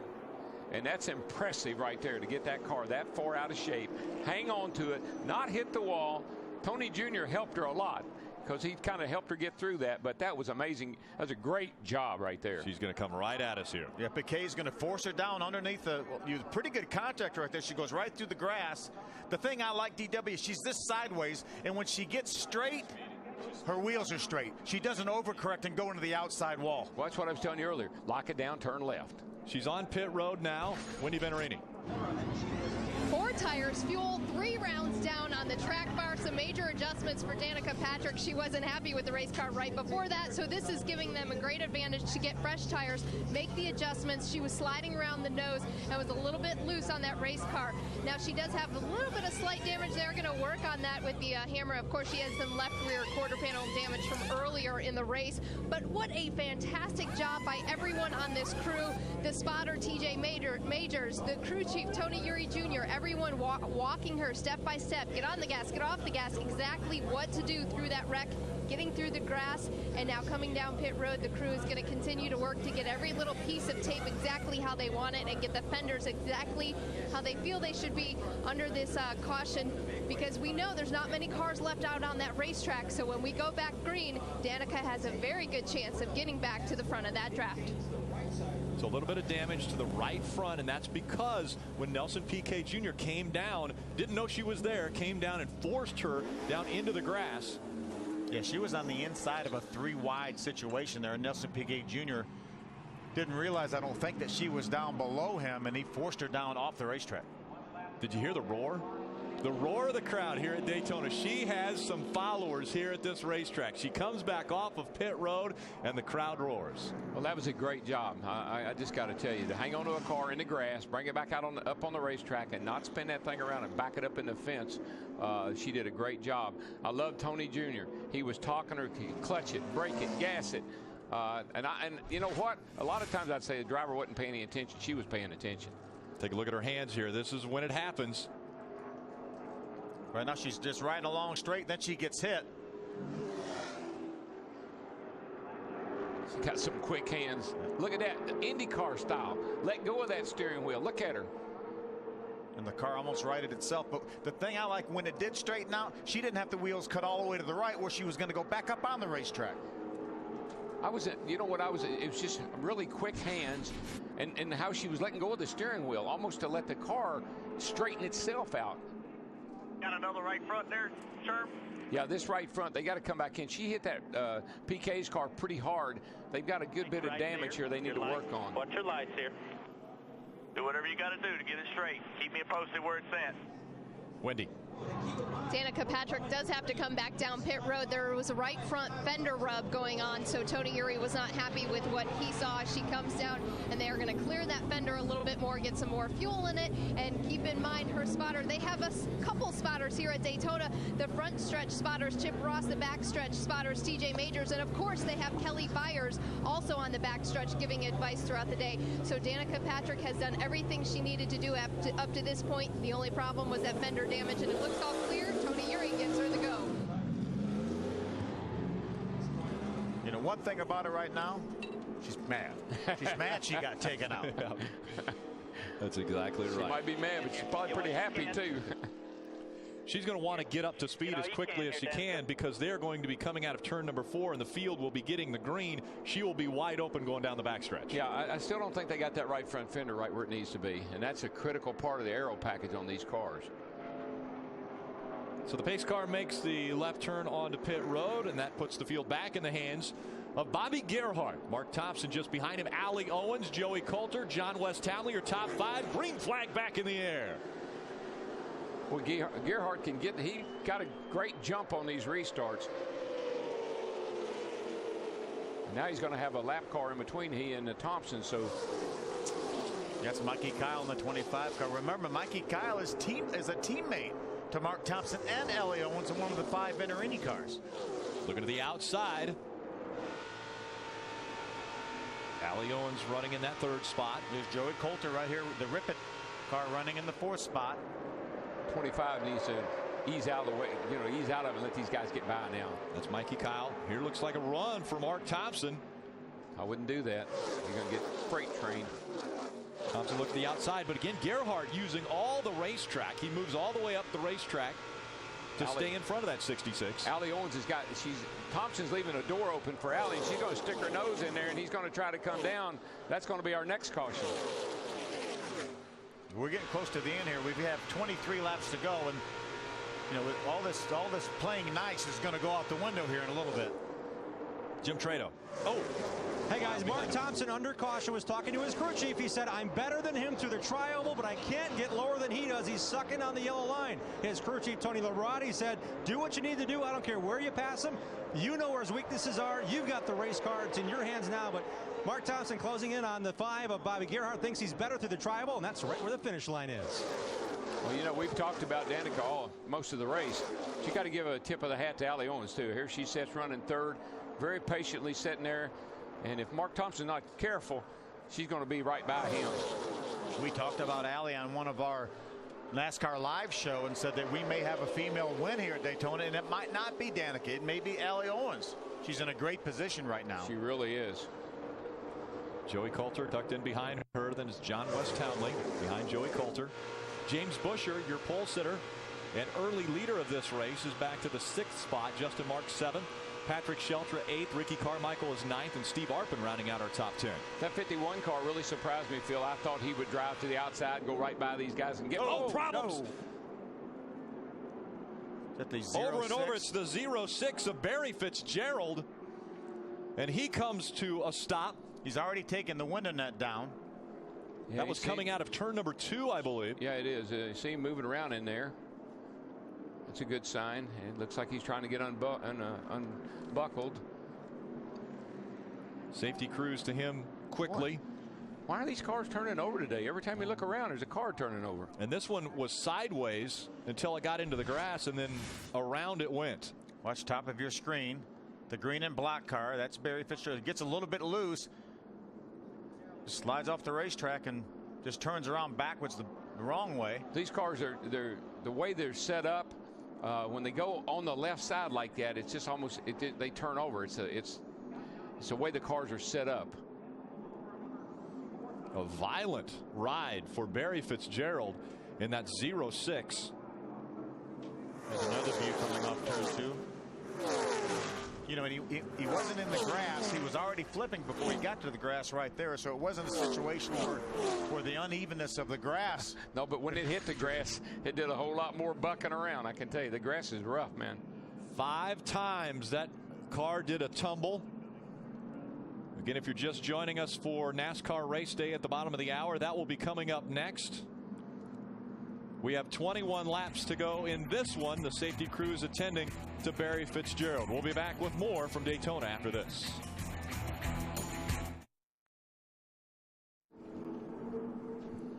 Welcome back. Barry Fitzgerald, again, the reason for our 6th caution of the night in the Lucas Oil Slick Mist 200. He had a wild ride coming off of turn number 2. Take a look. Right of your screen, Barry's going to come into the picture. That black and green car just got a little bit loose, and then he just drove it almost off the racetrack towards the apron, and then tried to turn back to the right.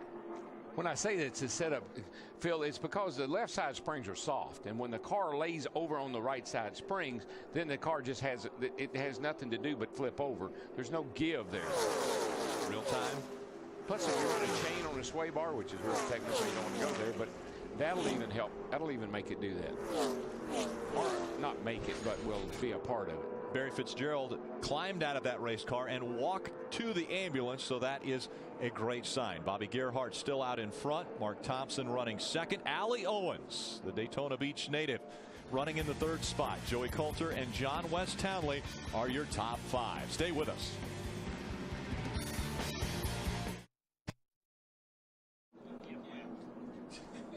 Up next, an American tradition is renewed as Speed Weeks continues in Daytona. The season starts here from the first practice to Victory Lane. Hershey's Milk and Milkshake Speed Weeks at Daytona. Coverage on Speed continues next.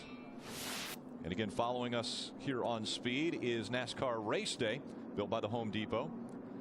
J.R. Kinney, Kyle Petty, Hermione Rutledge, as well as our own Wendy Venerini. Wendy. Allie Owens came into the test session at Daytona. There was 10 female drivers. We got to the race. 6 females were in this race, and now we are talking about Allie Owens running third with just a few laps to go. Her crew chief, Cal Beaupre, down here on pit road. Now, Cal, what are you talking about with Allie Owens right now? She seems very calm in the race car. We're just trying to figure out what our strategy is going to be. We're racing the clock here as much as we're racing the laps, so don't want to get off the bottom and give anything up from behind, but we don't want to wait too much longer either to get around the guys out front. She's having to lift quite a bit to stay behind them. It's going to come down to who makes a mistake out there, I think, but electrifyingcareers.com Chevy is running real good, and she's doing a great job for us. Okay, thanks to Cal. Her spotter up there, Mike Herman Jr., is giving a lot of advice to Allie Owens, a Daytona Beach native. She would love to get a victory. Stay on the bottom. That's the best advice I can give you. Green flag back in the air. We're back underway. 17 laps of racing to go from Daytona.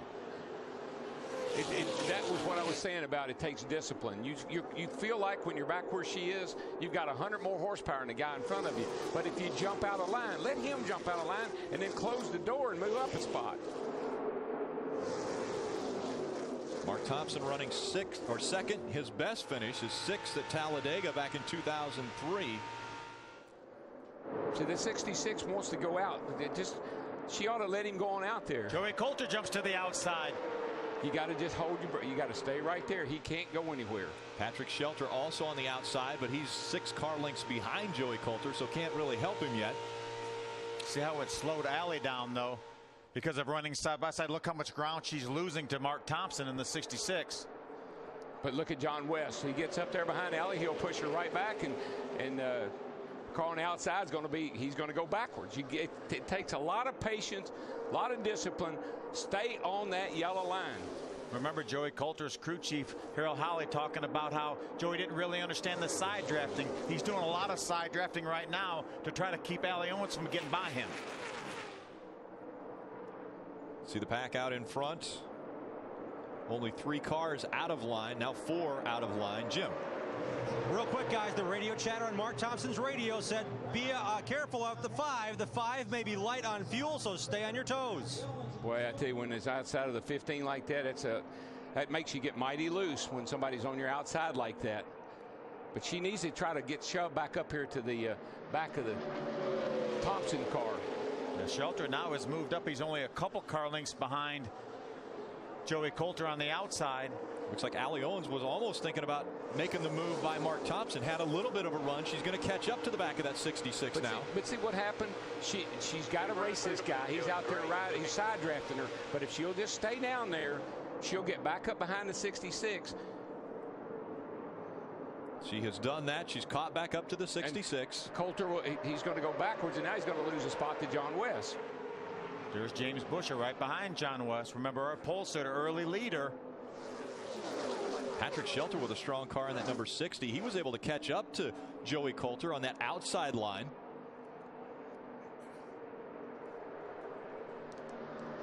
Joey Coulter trying to side draft on John West Townley. 3 wide right now.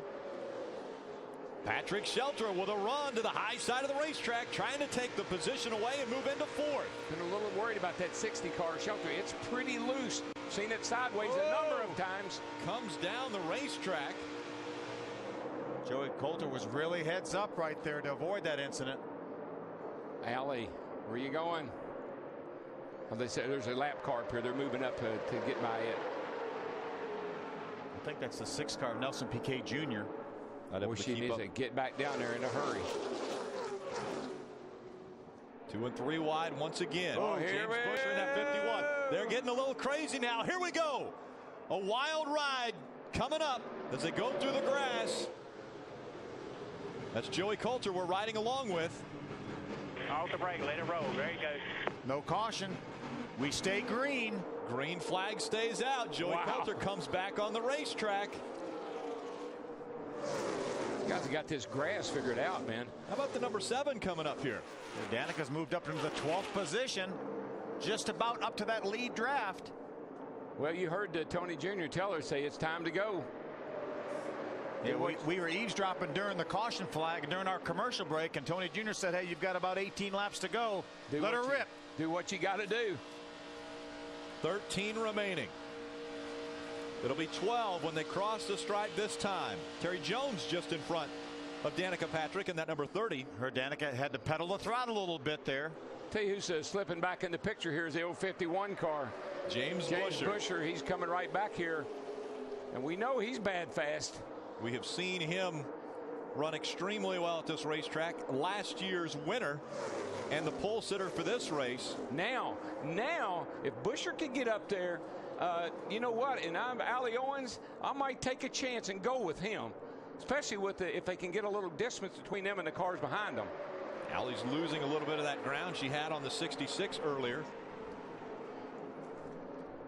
Patrick Sheltra had a run on the outside, made a few moves, was able to get up to the 5th spot. Whoa, that's not good. Yeah, I don't think she intended to go up there. No, that thing took off with her, man. She's lucky to get back down. 11 laps remaining. Got to sit on that hot stove right now and sweat a little ice water. Tell you what, guys, that 7 is coming. The GoDaddy.com number 7 of Danica Patrick is catching up to this lead pack. She has a little momentum right now. If she has someplace to go when she gets there, she may be able to pass some cars. Staying to the high line now. She thinks she might be able to help out that line. I just hope she didn't catch up at the wrong time. You can, with a car fast like she has, the draft will pull you up there.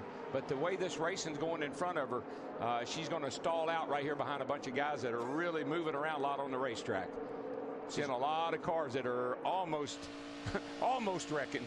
She's right behind Tommy Joe Martins in the 95 car. The final 10 laps of the ARCA Racing Series first event of the 2010 season. Here comes the move. Patrick Sheltra makes the move. And it looks like the 51 of James Buescher is going to go with him. We're inside of 10 laps to go now. Time to move.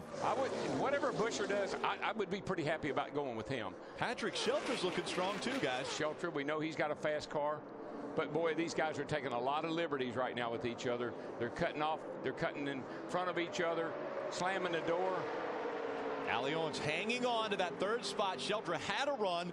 Now with no help behind him, he's losing ground. Boy, Allie is in a vulnerable spot right there. Up the racetrack she goes, and as she goes up, John West Tamley takes the position. Allie Owens starts to drop back. They shoved her up off the bottom, and she couldn't cut it. She couldn't get back down.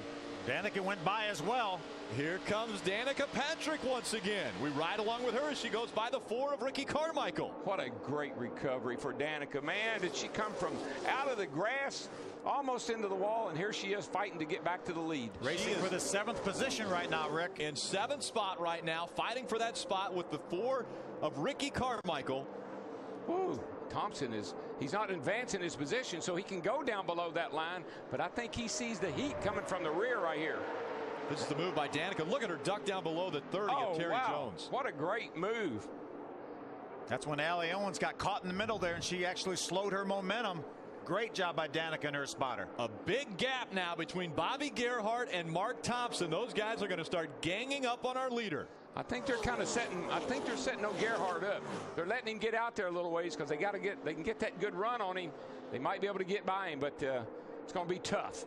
Oh boy knows what he's doing.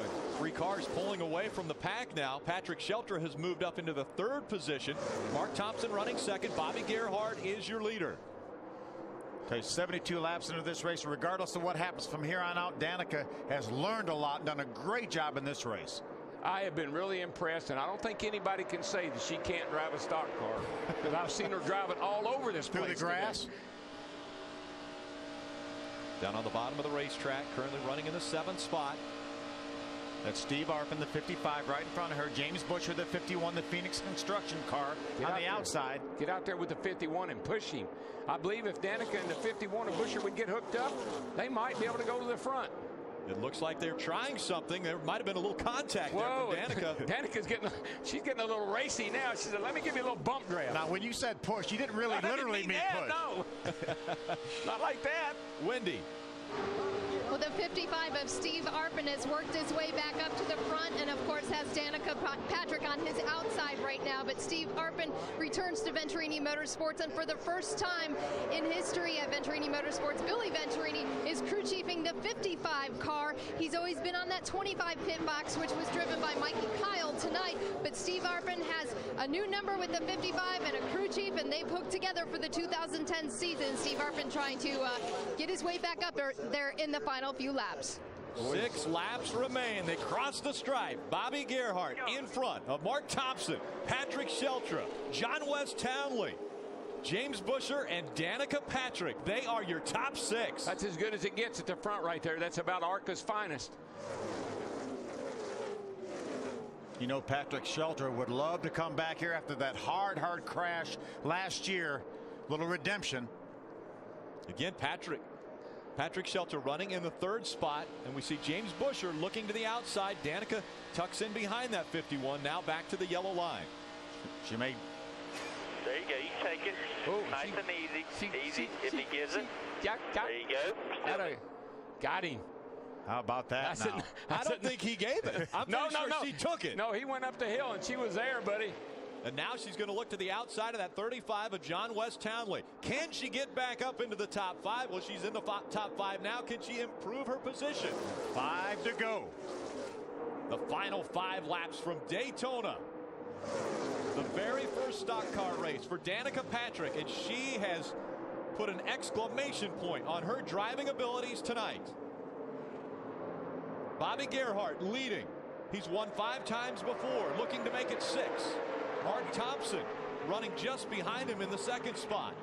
All Gerhart is watching is his fuel pressure gauge right now, because he's got the car.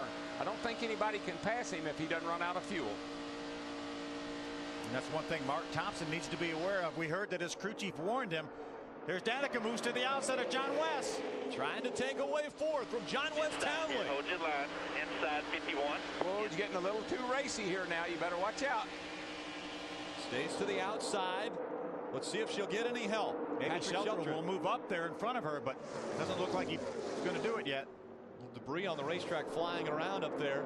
Here comes Danica on the high side. Let's see if Patrick Sheltra moves up there, gives her a little bit of drafting help. She's going to pull down and side draft off James Busher. Side by side for 2nd. Get on up there. Get with that 60 car. Wiggle from the 66 of Mark Thompson. That's going to break her momentum too. She stays high, trying to go by the city of Patrick Sheltra. Now tucks in behind him. We'll see if they can work together and move the high line up. And how about the GOAT, Ricky Carmichael? All of a sudden, here he is in the mix. Breaking into the top 5 is Ricky Carmichael. He runs side by side with Danica. Oh, give him a little room here. Give him a little room. The final 3 laps of racing. Lap car in the way. Ricky Carmichael big time sideways. Right by. That lap wide. car almost made us almost caused a mess. Bobby Gerhart has his eyes all over the rearview mirror, making sure no one gets a run on him. This is a dance. This is like dancing with the wolves. These things are bouncing all over the place. Who's your partner? Who do you want to have as your dancing partner at Daytona? Smoke coming out of. That's Terry Jones. Actually, the one car came off turn 2, bounced off the wall into Terry Jones. There's Allie Owens gets sideways as well. We see Allie Owens. It looks like there might be some fluid on the racetrack. Allie Owens gets sideways. No caution. No caution yet. She's off the racetrack right now. If she can get it refired, I think we'll stay green. 2 laps of racing to go. They stay green. No caution flag has come out. The question is there fluid on the racetrack? We're going to find out very shortly. These other cars are getting through here just fine. I think that was just maybe a reaction to the smoke. The pack making its way down the backstretch and into turn number 3. Still chasing Bobby Gerhart. White flag this time, boys. Yeah, the track's clean. I don't see any problem. Bobby Gerhart. We're going to have some lap cars. That might create a problem. We've got a couple of lap cars up here that are going to come into play. Frank Kimmel's one of them. Frank's smart guy. He'll get out of the way. One to go. 1 lap remaining from Daytona International Speedway. The Lucas Oil Slick Mist 200 on its final 2.5 miles. Bobby Gerhart in command of this race. Mark Thompson running second. Boy, that Gerhart car is strong, man. He comes up off of turn 2, gaps the guys behind him a little bit. Frank Kimmel had problems earlier. He moves to the inside. He's a slower lap car. They just can't close that 5 car came off of turn 2 that time. Man, he put some distance. There is a lap car. This could be a problem. Bobby Gerhart and Bill Gerhart spend all their time working on super speedway practice and testing, and it is going to pay off. Bobby Gerhart coming into the Tri-Oval. He will win his 6th super speedway race from Daytona International Speedway. And Danica finished 7th. Car 7 finished 7th. Nice job by Danica, but what a great job. Win number 6 for Bobby Gerhart. Great pit strategy. They made it 65 laps on a tank of fuel. And he said early in the race it wouldn't run. They came in, had a beat on it, raised the hood, and everything else. Take a look at the finish. Watch Danica. The 4 and the 7. Watch Danica and Ricky Carmichael bumping when they get down towards the start-finish line. Danica's trying to go down. Ricky Carmichael's trying to hold his position. Right now. And at the stripe, it looked like Danica snuck just in front of him. No. It was a close call. We know who took the checkers first. Bobby Gerhart wins again at Daytona.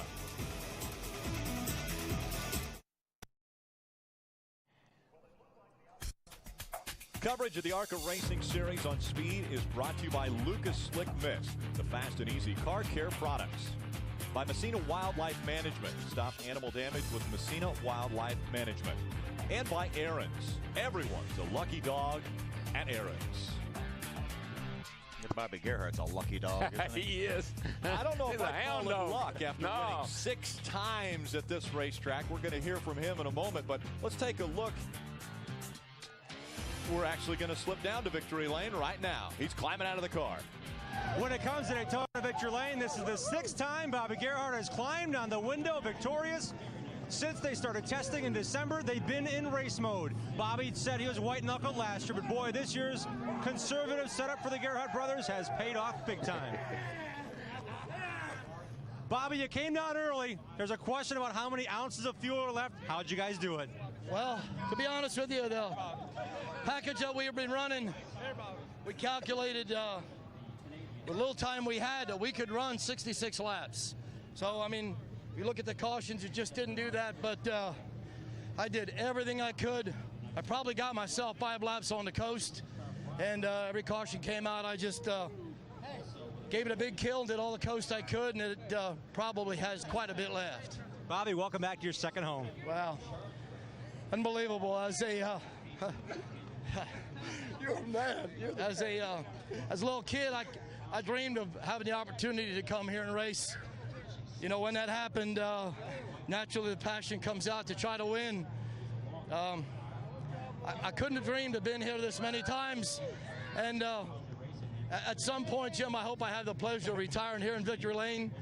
But I'm gonna lay something on you. I hate the number 6. So. For 2010, mission accomplished, Bobby. There you go. We're going to swing for 7. Thank you. I'd like to thank Lucas Oil for everything they do. This car's loaded with all their products. If you can't find that stuff somewhere, give them a call. They'll make sure you get it. Tell them Bobby sent you. Let's go to Wendy.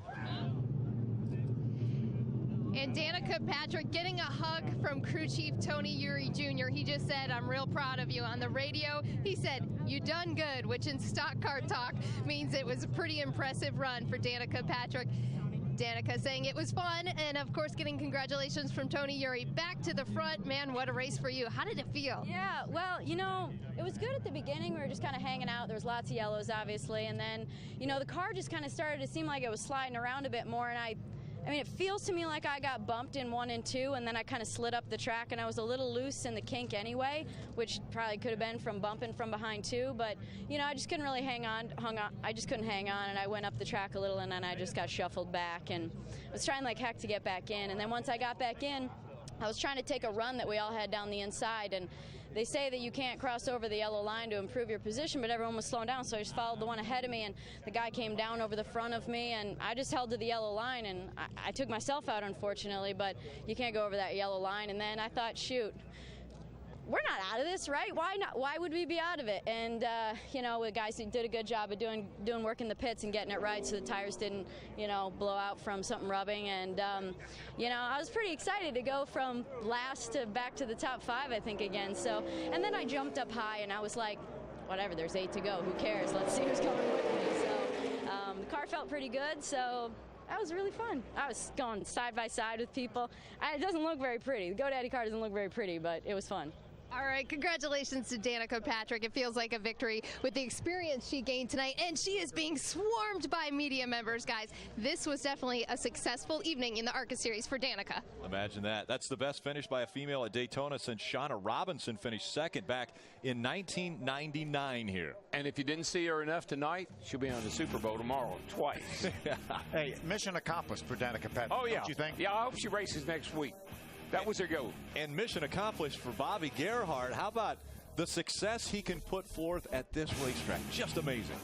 He's getting in there in the king territory now. In that elite category. In that elite, only 7 wins and 1 more to go. Coming up next, it's NASCAR Race Day. Thanks for joining us here on Speed.